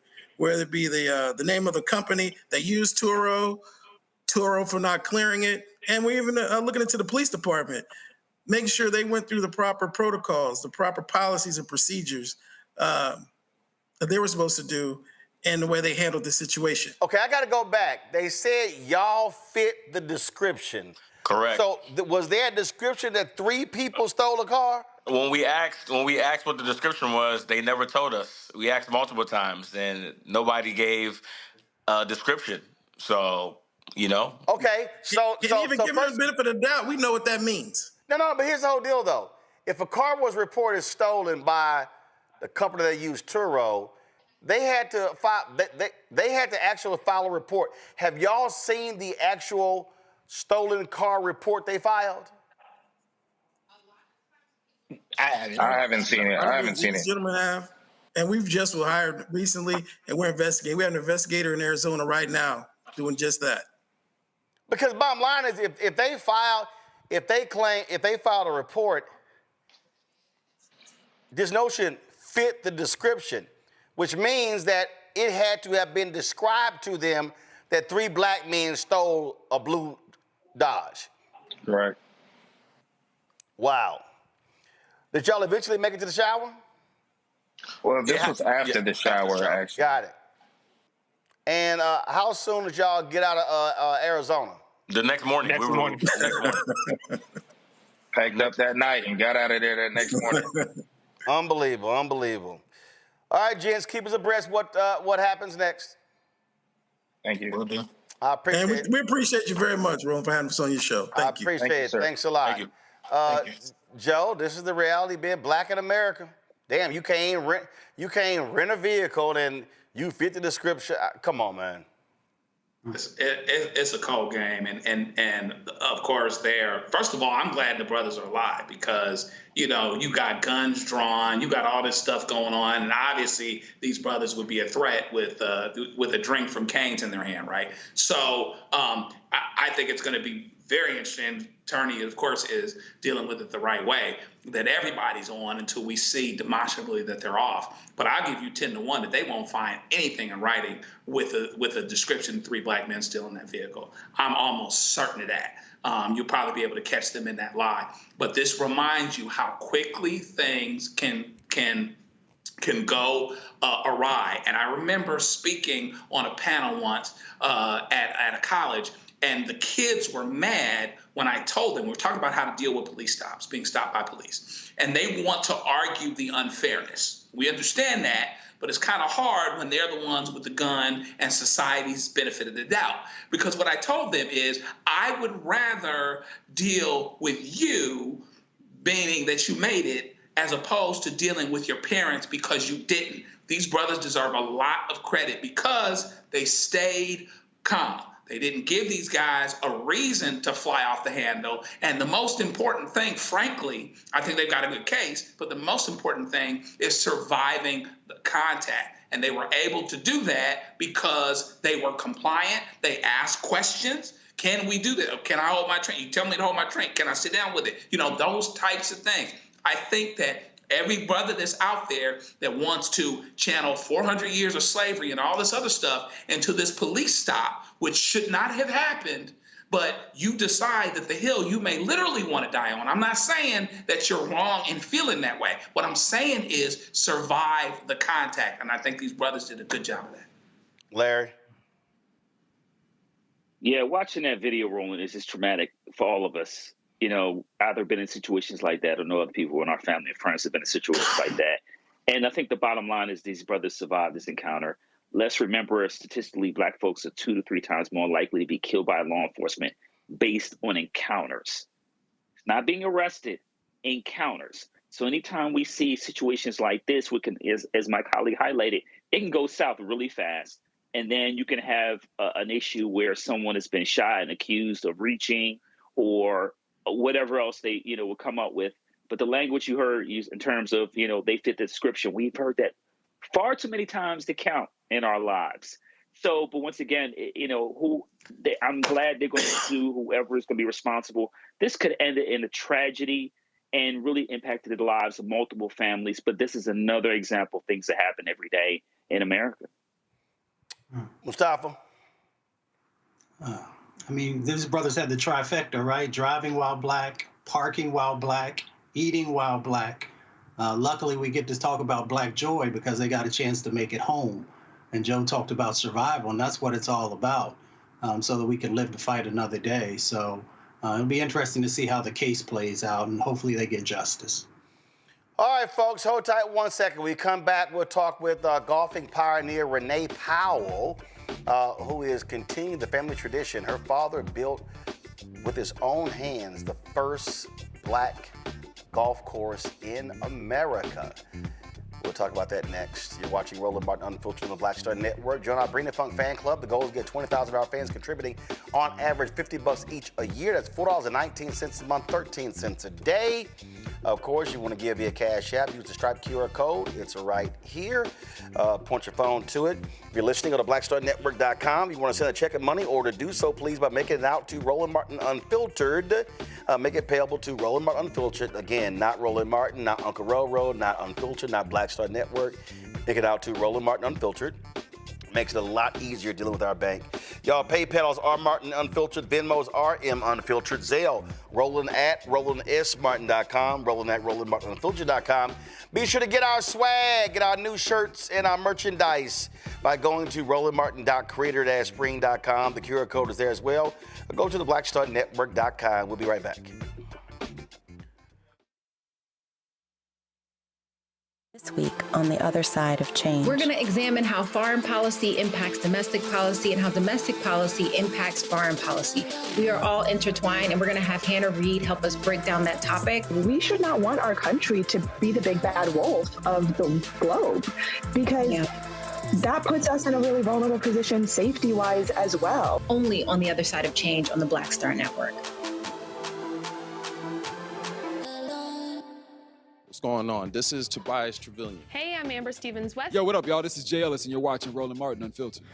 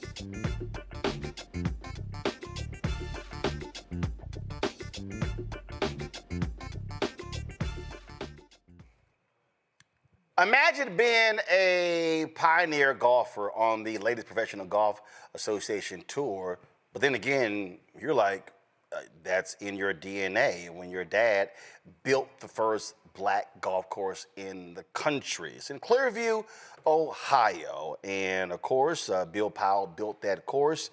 The family continues that course. It's called Clearview Golf Club. It's in Canton, Ohio. First of all, it's near Canton, Ohio. And they have an annual fundraiser. There's a golf tournament taking place in June. Renee Powell joins us right now. She is the LPGA, PGA head golf professional at Clearview. But not only that, she also, of course, made history herself on the LPGA tour, has traveled all across the country, and also a lot of different things are named after her as well. Renee, glad to have you here. How you doing? Good to see you. I know yesterday you were wearing a great big cowboy hat. Well, yeah. You played in the tournament in South Carolina, so I'm wearing a hat tonight. Well, yeah, I was at the Hootie and the Blowfishes Monday after the Masters golf tournament. My man Darius Rucker invited me. I had all my Houston Rockets gear on, so I had to represent H-Town, and so that's what I was doing there. And but of course, today is Jackie Robinson Day, and so I always listen. I normally only wear Houston Astros stuff, but on this day I make an exception by wearing the Brooklyn Dodgers blue. So that's what I'm doing. So again, like I said, we had a great time. Yesterday, teeing off with the guys. They raised a lot of money for education efforts there in South Carolina, and so we had a good time. So yes, I had some fun, and am always hitting the golf course somewhere. This was us playing Sunday, teeing it up in our practice round, and so we had a great time yesterday. So let's talk about what you're doing next month. I'm sorry, in June. Yes. In June. Well, in June 8th and 9th. Well, a really great friend of ours who actually sponsored, was the major sponsor for our LPGA Pro-Am, was a good friend by the name of Franco Harris. And so we've been in the process of raising lots of funds for an automatic irrigation system. And so we're having an event on June the 8th, June the 9th. There's a dinner at the Pro Football Hall of Fame. And on that Sunday, and then Monday, the 9th, we're having an LPGA Pro-Am honoring Franco Harris because he was such a great part of all the things that we do here. And as I say, a really good friend. So, because of that, we're honoring him, and it's a fundraiser both evenings, both days. For the folks who don't know the history of Clearview, just explain to folks the historic nature of this course. Well, we're celebrating 79 years this year. We've never had an irrigation system, but 79 years because my dad, after World War II, back in 1946, came back from Scotland and England and found that he still wasn't welcome at area golf courses. And his thing was to create opportunities for all people, regardless of the color of your skin, regardless of your religion or whatever. They didn't want women on the golf course much. They didn't want kids and juniors on the golf course very much in those days. And they certainly didn't want people that looked like me and Black people on the golf course. So my dad's big thing was creating opportunities. And so that's how Clearview was built. The first 9 holes, he literally built by hand with a hand seater around his neck that he turned and literally walked back and forth every single fairway to see the fairways. And that's how Clearview came into existence. So built by hand, and so that was the first 9 holes. What about the next 9? When did it become an 18-hole course? And not until 1978. So he began building the course in 46, opened it in 48, and then for the first 9 holes and second 9 holes, he was able to put in 1978, which was 30 years later. And so you talk about this irrigation system for people who don't understand. Right. If you don't have water going to all parts of the course, it's going to be a problem keeping it in shape. You're right. And the thing was that we have sort of antiquated irrigation where we had to drag hoses from green to green. And the greens are big. When Daddy built the course, his thing was he was only going to build 9 holes, and he made the greens very large based off of some of the greens that he saw in Scotland. And they were for different pin positions. So when we put the hoses out, we have to water the greens. It's 4 different pin positions, and it takes an hour each time. So every green takes 4 hours to water, but we can water 9 greens at a time. But now it was so dry last year and so hot. We said that there's something we needed to do. We needed to make a change somehow, some way, find a way to get an irrigation system in. And so that's what we're working on now. And they're working on it. And we're doing lots and lots of fundraisers and making contacts with lots of people. So you and your brother Talk about how do y'all still keep this going? Who does it? Go ahead. Yeah, so I mean, because of the fact that it's, it's pretty incredible. I mean, Clearview is now the National Registry of Historic Places, one of a very handful of golf courses out of the roughly 16,000. My brother has been the golf course superintendent for years and years. I came back to be the head golf professional, so the two of us work together. He knows everything on the golf course as far as maintenance, and I help to put together different things. And as a golf professional, I do a lot of teaching. We do programs for military veterans. We do programs for kids, for seniors, and then events and fundraising events, because it's the Clearview Legacy Foundation for Education, Preservation, and Turfgrass Research, and we're a 501c3 tax-exempt charitable foundation. So, if folks want to support, obviously they get a tax write-off by doing so. How long is the course? The course is 6,700 yards, and from the backs, and the front 9 is a nice walkable 9. The back 9 is not as walkable. Well, it is. I mean, you can get good exercise really. And there's 4 sets of tees on all the tees. I'm trying to think. I think I played there twice. I think the OJs had their golf tournament there. I played there, and let me say, listen, if there's anything people need to understand, golfers will tolerate decent tee boxes. They'll tolerate decent fairways, but if you got some jacked up greens, it will get added to. And I have no problem saying this here. The greens at Clearview were absolutely impeccable. And again, I played golf courses all around the world, and I was like, yo, brother be handling his business with those greens. Yeah, he babysits those greens. So and you know what? I think that's the golf course and the greens helped me when I went out on tour, actually. Yeah, because bottom line is you got those fast greens on tour. This is some video here of your father driving a golf cart. There was a story that was done on him. And again, a legendary figure. And I don't think people really understand the racism that he had to deal with, but also the racism that you had to deal with when you were on the LPGA tour. Oh my gosh, you're right. So, I came along 20 years later after Daddy had built the golf course, playing on the tour. And I used to get threat letters on my life, and I'm like, I'm in my own country. All I'm doing is trying to hit this little golf ball. Back then, all the golf balls were white. Now we have yellow and pink and green. But trying to hit this little golf ball and not bothering anybody else. But, it was because I first went on tour back in the late 60s. And so there were a lot of things that were not very pleasant. Absolutely, absolutely. And so lots going on. So tell us about this golf tournament next month. I'm sorry, in June. Okay, so it's foursomes, plus there is a celebrity athlete with each group. I was talking to, since you're on baseball right now, I was talking to Reggie Jackson last night.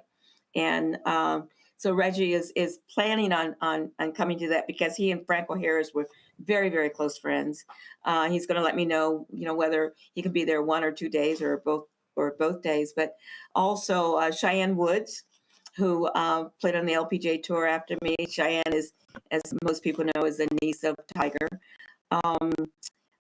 Dr. Clark Kellogg, who is a basketball person, and Jerome Bettis, who, even though he is, we're Cleveland Browns fans here, but of course Franco was a Steeler, and so was Jerome Bettis.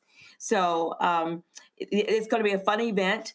As I said, the first night, on Sunday night, we're having an event that's going to be at the Pro Football Hall of Fame, and where we'll be able to honor Franco there, and also the next day at the golf course for the Pro-Am. So go ahead. I was going to say, if you go on our website, which is clearviewgolfclub.com, all the information is on there as to how one can sponsor, various sponsorships, and talks about the evening before and the day, the Pro-Am day. Questions from our panel. Let's see. I don't know. Any of y'all play golf? Larry, Joe, or Mustafa? I messed with it a little bit, but I started kind of late, so I just never had that like I swing. said, the question was, do any of y'all play golf? When somebody says, I kind of mess with it, that means you do not play golf. Go ahead, Joe. But he's got golf clubs, obviously. I got some beautiful golf clubs. They're shiny and sweet. Which mean they collect dust in the garage. Do you have all the wrappings off of them? Actually, the wrappings are off. I will say that. And it probably ain't a speck of dirt on those golf clubs. Oh, see, Roland, now you're wrong. But in any event, you know I'm right. So I'd be interested in your thoughts, because what you're doing is so historic and it's multi-generational, starting with your father. How do you feel about the state of golf and the state of being having young people and young Black people involved in golf today? How do you feel about that? We just saw the Masters happen, right? They unveiled a mural that speaks to the greatness of Black caddies, which often, including for Jack Nicklaus, which people often didn't realize or didn't want to realize and tried to act like it was something other than what it was. Tell me about your thoughts about how far we've come as you see it today. Well, it's great to see more and more young people playing the game of golf. There are programs. The LPGA does an LPGA USDA Girls Golf Club program. The first tee was started, back in the 90s, and I was involved with helping to put together the curriculum and programming, and so it's changed a little bit. It was developed for purposes for those who did not have access, and it's changed a little bit. But where I think golf needs to be a little bit more is we need to have more Black people in upper management in our industry, which we don't have as much as I think we should and could. But seeing more young people get involved and the one sad thing is that the LPGA this year is celebrating 75 years. And over those 75 years, there have only been 8 Black females to play on the LPGA tour. Well, that's not very many in 75 years. It's amazing. Larry's down there in Florida. He don't play a stitch of golf. What? Listen, I'm working on that this summer. So I'll get back to you. Here we go. I'll get back to you on that. I think Roland's going to hold you to that. Precisely. I know he is. That's why I'm gonna get it together before he asks me the next time. So, thank you for continuing your father's legacy. And my question kind of relates to my colleague got to about working with young people. We know that Howard University has a golf program. Steph Curry is supporting that program. What are some of the things you're doing in terms of, work with young people in terms of high schools, particularly HBCUs, right, with opportunity to we talk about Howard University. What other kind of outreach programs are you doing as it relates to high schools and possibly colleges? Well, actually, when I first left the tour, one of the things that I did do is I went around to many of our HBCU schools before anybody else has gotten involved or even thought about them, because my thing was to go to these schools to talk to the young people, telling them that once they leave the academia world and go out into the real world, golf is a sport that they needed to know how to play. And so I did that back in the 1980s. And so I'm always trying to encourage young people in our area to participate in the sport of golf, and because and especially young girls, because there are a lot of scholarships out there for young girls. I know that there is a tournament called the National Women's Golf Championship, Collegiate Golf Championship, that was held 2 weeks ago, and they actually play for the Renee Powell Cup. And there were 13 HBCUs women's golf teams that played in that. It was held down in Texas. A lady out of Atlanta puts that on. She's been doing it. This year was the 30th anniversary for it. Mustafa, now he's rocking. He wears the Payne Stewart Kangos, but I ain't never seen him on a golf course. All right, Mustafa, go ahead. I'm more of a Lee Elder and Calvin Pete type of person, but I hear what you're saying. Fine, Calvin Pete. What does that mean? Wait a minute. What does that mean, that you're more of a Lee Elder, Calvin Pete type of person? That don't mean nothing. Well, it means they were some of the first that I ever noticed playing the game, so they were the ones that inspired me to even start to watch golf. But do you play? Yes. I wouldn't call what I do too? actually playing. I wouldn't call that actually playing. You got to have a triple-digit handicap with me, so I'm just not. You and Joe in the same boat. Y'all mess with it. Exactly. I cannot believe that I cannot believe that none of you are real golfers. None of you play. And here Roland plays every opportunity he can. You damn Skippy. I didn't say I didn't play. I said I'm not very good. So there's a difference right there. You play at it. Well, at least I'm accepting where I am in my journey. Go on with your question. Yes, sir. I just wanted to say thank you for your journey and your father's journey. I was curious. We had a conversation earlier in the show with the Black farmers around owning land, and I was curious about Clearview and how your father was able to get that land, especially at the time that he developed the course. Yeah, well, my dad actually grew up in a little town just 10 miles down the road, which their family was the only Black family in the entire town. He discovered golf at the age of 9. And he started the very first golf team at his high school. And also another fact was he and his brother started the very first golf team at Wilberforce University. And the first match ever played in the United States between a historically Black college and a white college was Wilberforce versus Ohio Northern. They played 2 matches. That was in 1937. And Wilberforce won both matches. So after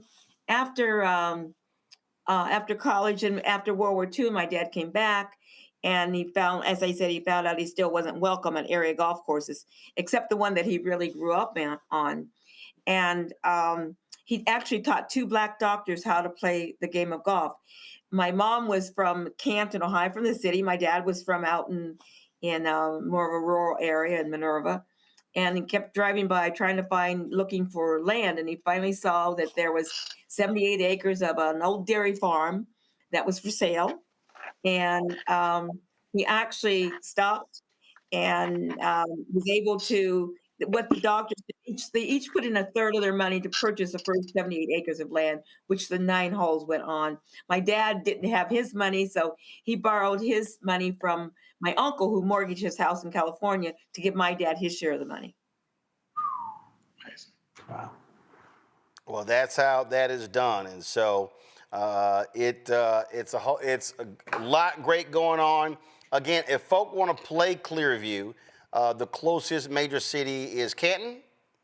Canton, and it's the home of the Pro Football Hall of Fame. So how far is Canton from the golf course? 7 miles actually. Oh, see, that's not far. Yeah, we're in East Canton. Got it. We're just, yeah. Got it. We're just outside of. So let everybody again know. First of all, date of the tournament, where they can actually donate if they can't play, all the particulars.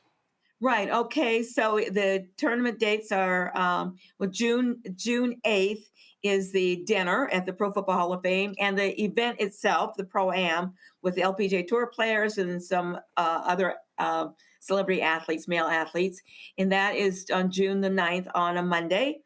You can find all the information on our website, which is clearviewgolfclub.com. On the front page, it's going to have all the information and how one can participate and all the various sponsorship opportunities. All right, then. And so, as I told you, I know folks are wondering, as I, of course, I'm playing Warwick Dunn's golf tournament the exact same day. Otherwise, I definitely will be there. So be sure you got to give me the date for next year so we can lock that in. Okay, we'll do. All and right. Next year, we'll be celebrating the 80th anniversary of Clearview. Okay, all right. Changing the name to the Franco Harris LPGA Pro-Am next year. All right, that'll be great. And again, for Mustafa, Larry, and Joe, if y'all keep messing around, if y'all put some work in, y'all might be as smooth as this. This was a couple of years ago at the George Lopez golf tournament. This is what happens if y'all put the work in. Your golf swing might be as smooth as this, but just saying. Just saying. The problem with that, though, Roland, is that if I'm out there with you I'm distracted because I'm looking at that hat. Well, that means you can't play. I can't believe your swing, how smooth your swing is with that hat on. Well, see, that's what happens. That's what happens when you have proper rotation around your spine. The hat don't matter. See, see. Of course, Joe probably would hit himself in the head if he had one of those foam. If he had one of those foam hats. And this, of course, that White Witch in Jamaica. So, Joe, I'll help you with this one. So, if you look at, I'm telling y'all need to get on that range and y'all need to work at it, because that's just silky smooth. All right, we got to bounce. Renee, I appreciate it. Thanks a bunch. Okay, thank you, Roland. Thanks so much. All right, folks, we come back. I got a few words to say on today, Jackie Robinson Day, in Major League Baseball. Jackie Robinson and DEI. We'll be right back. This week on the other side of change. We're going to examine how foreign policy impacts domestic policy and how domestic policy impacts foreign policy. We are all intertwined, and we're going to have Hannah Reid help us break down that topic. We should not want our country to be the big bad wolf of the globe, because that puts us in a really vulnerable position safety-wise as well. Only on the other side of change on the Black Star Network. How you doing? My name is Mark Carey, and you're watching Roland Martin Unfiltered. Deep into it, like pasteurized milk without the 2%. We getting deep. You want to turn that shit off? We're doing an interview, motherfucker.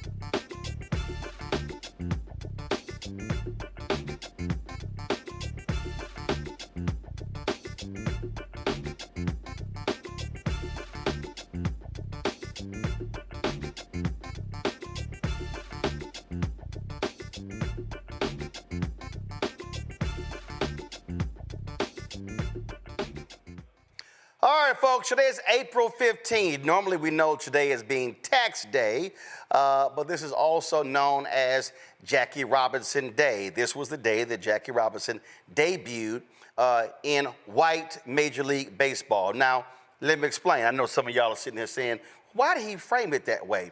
Well, because the Negro Leagues was also the major leagues. In fact, the real talent in baseball was in the Negro Leagues. See, the reason it was called the major leagues is because white people owned it. White people financed the better stadiums, which had better lighting, they had better uniforms, they had better travel. But the reality is, in the Negro Leagues, you had significant talent. People like Satchel Paige and so many others, Josh Gibson, who played in the Negro Leagues. And so on this day, all across Major League Baseball, every player, games today, will be wearing the number 42. Now, again, with Jackie Robinson, as you see, I got 42. There's no name on the back of, and so if y'all see somebody wearing a Jackie Robinson jersey with Robinson on the back, that's not how Jackie wore his uniform with the Brooklyn Dodgers, okay? So what's the correlation, and why was I kept saying about the issue of DEI? Well, Jackie Robinson going into white Major League Baseball was the ultimate DEI. DEI stands for diversity, equity, and inclusion. The reality is the racists in white Major League Baseball purposely kept black baseball players out because they were racist. They did not want black ball players in white Major League Baseball. So when Branch Rickey chooses to break the color barrier, that was diversity, equity, and inclusion. See, this is really what DEI is all about. When you have racists create barriers that prevent entry, then you have to create programs that solidify or create a pathway for, quote, non-traditional people, meaning non-white people, to be able to participate. And so that's all that was. Now, the problem is that after Jackie Robinson breaks the color barrier in white Major League Baseball, those same racists said we have to limit the number of black ball players on teams. Now, there was no written rule that you couldn't have more than 3 black ball players, but that was a rule. In Bill Russell's book, he talks about the exact same thing, how they limited the number of black basketball players. Exact same thing. And so when we talk about Jim Crow, when we talk about the racism in this country, when we talk about DEI and all the attacks on DEI, really what we are looking at and speaking to is when you had white racists excluding black people from participating in a sport. Let me say it again. This was white racists denying economic opportunities for black people from being able to showcase their talent. Let me unpack that further. This was white racists not believing in merit, but saying we believe in white privilege, where we provide opportunities just for white men to play baseball and no one else. Let me unpack that further for somebody who still is not quite understanding what I'm talking about. Here we had white men deciding that they were so scared of fragile white men losing their jobs that they created an artificial situation to where these fragile white men were able to thrive and play in white Major League Baseball because they were afraid of these black baseball players bringing their talent and then talent deciding who stays. Let me unpack that further for the folk who really are not understanding what I'm talking about.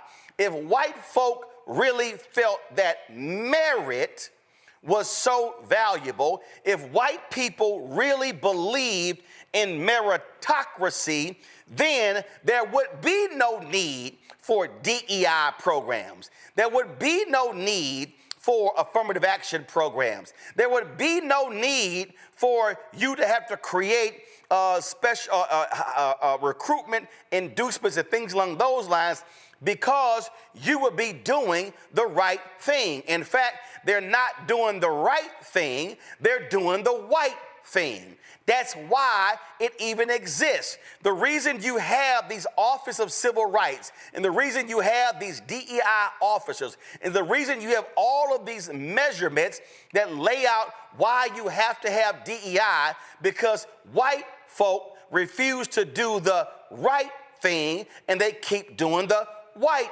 thing. They keep hiring their friends. They only go to recruit at places that they know. They deny opportunities from folks who don't come from places they're not familiar with. So when Barry Williams was on our show, she was talking about when she was in Silicon Valley, how they would be in meetings and the person who was deciding who gets the internship or who gets the interview will go, oh, I'm unfamiliar with that school, so therefore we're going to put them aside. And Barry would say, wait a minute, I'm sorry. What are you doing right here? Because you don't know the type of school that person's come from. You know nothing about the brilliance of that student. You are making an arbitrary decision to remove this black applicant from the pool of talent because you are unfamiliar with the school. 2 years ago, a study was done where they took the names of black-sounding names and white-sounding names,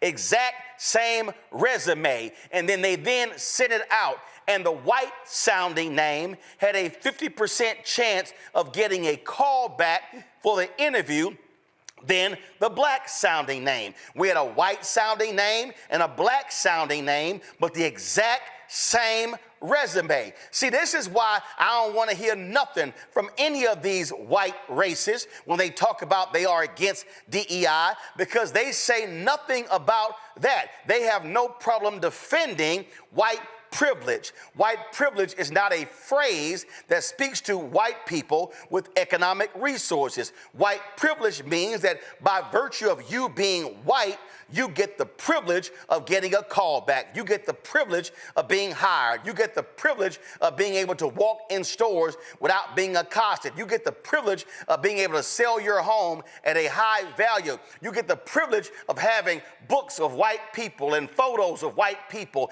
and art of white people on your homes. Yet when you're black, you get to remove all elements of blackness in your home, because mostly a white appraiser is going to praise your home at a much lower value. This is why you have DEI. You have DEI to create special contracting programs, because white businesses freeze out black businesses from the process. Oh, and the same companies then create these artificial barriers where we're going to concoct a special set of rules that only white businesses can actually qualify for the contracts. And so we're going to say insurance has to be higher, bonding has to be higher, all these requirements. This is why DEI was created. DEI is nothing but the grandchild of diversity officer. The diversity officer is nothing but the grandchild of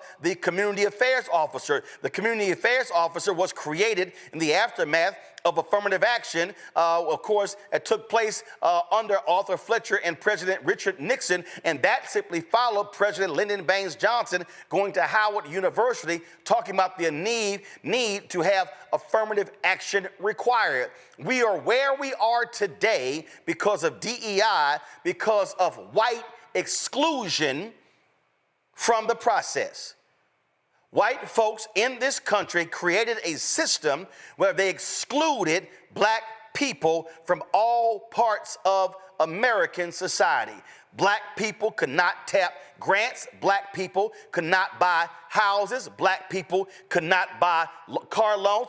Black people could not get corporate jobs. Why do black people represent 20% of all federal jobs? It's because black people could not work in corporate America. 20% in federal government, 10% in corporate America. Why do you have so few black people in significant positions? It has nothing to do with smart, has nothing to do with talent. It has to do with whether or not we are provided an access to the same platform. If y'all want to understand how whiteness works, I just need y'all to understand what happened just the other day when I saw a story in the New York Times. This is a perfect example of how white privilege works and how whiteness works. So I was sitting here reading the New York Times, and the New York Times had a story on their site called "Chuck Todd Wants You to Meet the Pods." And it says, after leaving NBC News in January, the former Meet the Press moderator is starting a new chapter as a media entrepreneur. And I saw that and I was kind of like, wow, that's interesting. So it allowed me to read further. And so I then began to scroll down. And in the article by Benjamin Mullen, who is the media reporter for the New York Times, he begins to describe the life of Chuck Todd. And he is going down, and he said, after leaving the corporate home of Meet the Press in January, Mr. Todd is embarking on a career as a media entrepreneur. He has a podcast and a YouTube channel and plans to hire other hosts for a podcast and video network focused on politics and culture. He also said he was working with an advisor from a major financial firm to build or acquire a company focused on community news. They begin to talk about how he's adjusting and all of these different things and talking about what he's working on. And Mr. Todd's business plan calls for a constellation of local sites owned by their communities, blah, blah, blah, blah, blah. Mr. Todd and the bank he is working with are eyeing a purchase that could cost up to $2 billion. He declined to say whether he had lined up any backers or specify the company they were looking at, but he ruled out major newspaper publishers. Now, I saw that article and I said, my God, it's amazing the things that Chuck Todd is doing. So then I went over to YouTube, and then when I went over to YouTube, I said, well, man, Chuck Todd has got to be killing this thing on YouTube, because they are describing Chuck Todd as being a media force, a media entrepreneur. And I just sat there and said, man, he must be killing that thing. Well, the day I saw the article, I said, wow, it said to me that Chuck Todd had 2,100 subscribers on his YouTube channel. No, I'm sorry. I didn't say Chuck Todd had 2.1 million. I didn't say Chuck Todd had 210,000. I didn't say Chuck Todd had 21,000. They said Chuck Todd had 2,100 YouTube subscribers. Well, today, this is just 3 days later, he now has 8,200, 8.28. And I sat there and I said, my God, he's tripled his numbers, quadrupled his numbers in 3 days. He's gone from 2,100 to 8,200.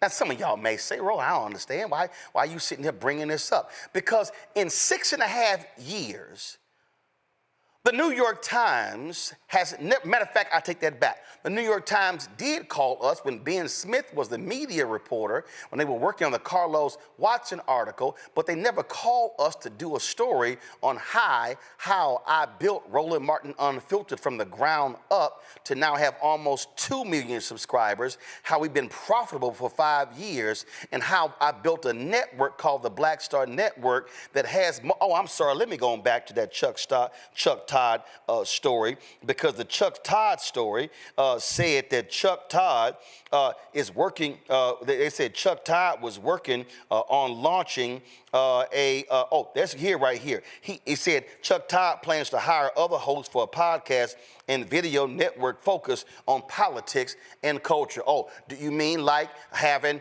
Reverend Dr. Jackie Hood Martin have her show fulfilled? Do you mean like having Greg Carr having his show, The Black Table? Do you mean Bria Baker and Jameer Burley having their show, The Other Side of Change? Do you mean when we had Stephanie Humphrey's show called The Pivot, when we had other shows that on the network? Do you mean that the business show we are launching right now? Do you mean that the health show we are launching right now? Oh, I'm sorry, the New York Times, Benjamin Mullen, has never called me about this. Now, if you're a media reporter, you can't say you didn't know, because Steve Bottiglio with the LA Times, the media reporter, did a big story on us last year, laying out what we are doing. I see some of y'all might be saying, Roland, I still don't understand the point. The point I'm making is it is white privilege when you are a white media voice and you get a large story in the New York Times when you have launched a podcast that has only generated 2,100 subscribers, and they laying out a story where you are talking about acquiring a company upwards of $2 billion when there's nothing in your history that shows you've ever owned or run anything. We call that white privilege. And see, this is precisely what we're talking about here. See, on this day, Jackie Robinson, in his book, I Never Had It Made, always talked about how do you create opportunities? How do you create space? Jackie Robinson said in his own words that if there is one black person who is not free to move and operate the way they should, then I have not made it. Jackie Robinson didn't say, oh, I'm one of the special ones. I'm one of the ones they chose to be able to have riches and being able to go places and do things. He said, no, if any one of my brothers and sisters is not able to be able to work and live where they want, I never had it made. So don't say I made Same Jackie Robinson, who white America loves to praise as a patriot, is the same Jackie Robinson who said, I'm not standing for the Star-Spangled Banner and I'm not saluting the Pledge of Allegiance, because you can't stand here and tell me that I need to stand for the national anthem and salute the Pledge of Allegiance when you are violently racist against me and my people. Same Jackie Robinson. The same Jackie Robinson, days before he died, y'all can pull it up on YouTube, when he was honored at a baseball game. He died a few days later, Jackie Robinson, who stood there and said, I can't wait for the day when I look down that line and see a black coach at third base. Why is that? Because, see, you are a black coach, you can go on and coach over there on first base, but see, that third base coach is the one who's next to get hired as a manager. Even in his final days, Jackie Robinson died, I think, at the age of 56. He had diabetes for quite some time, died of a heart attack, the stress and all that in his life. Jackie Robinson was still forcing Major League Baseball to change. Here I was at the golf tournament. And at Hooting the Blowfish, and I was talking to Tony Womack, former Major League Baseball player. When Tony Womack played, 40% of Major League Baseball was black. Today is 6%. Okay, I'm gonna repeat that for the folk who didn't hear me. When Tony Womack said he came into the game of baseball, it was 40% black. Today is 6%. Now you might say, well, I don't know what the big deal is. Well, the big deal is baseball has the strongest union, has the best contracts. You got baseball players who are signing $500 million contracts. So that means that when black men are being frozen out of Major League Baseball, when you're not creating opportunities for black men in Major League Baseball, you're freezing them out of the riches of Major League Baseball. And then if they don't get in as baseball players, you damn sure not gonna get in as scouts and managers and general managers. Right now in this country, we are seeing white supremacists, white nationalists want to destroy programs that create diversity, equity, and inclusion, that create an opportunity for people to be able to access the so-called American dream, because people who are still in charge, not all people, but enough folk are in charge and controlling who has access to the jobs, to the housing, to the contracts, to the riches.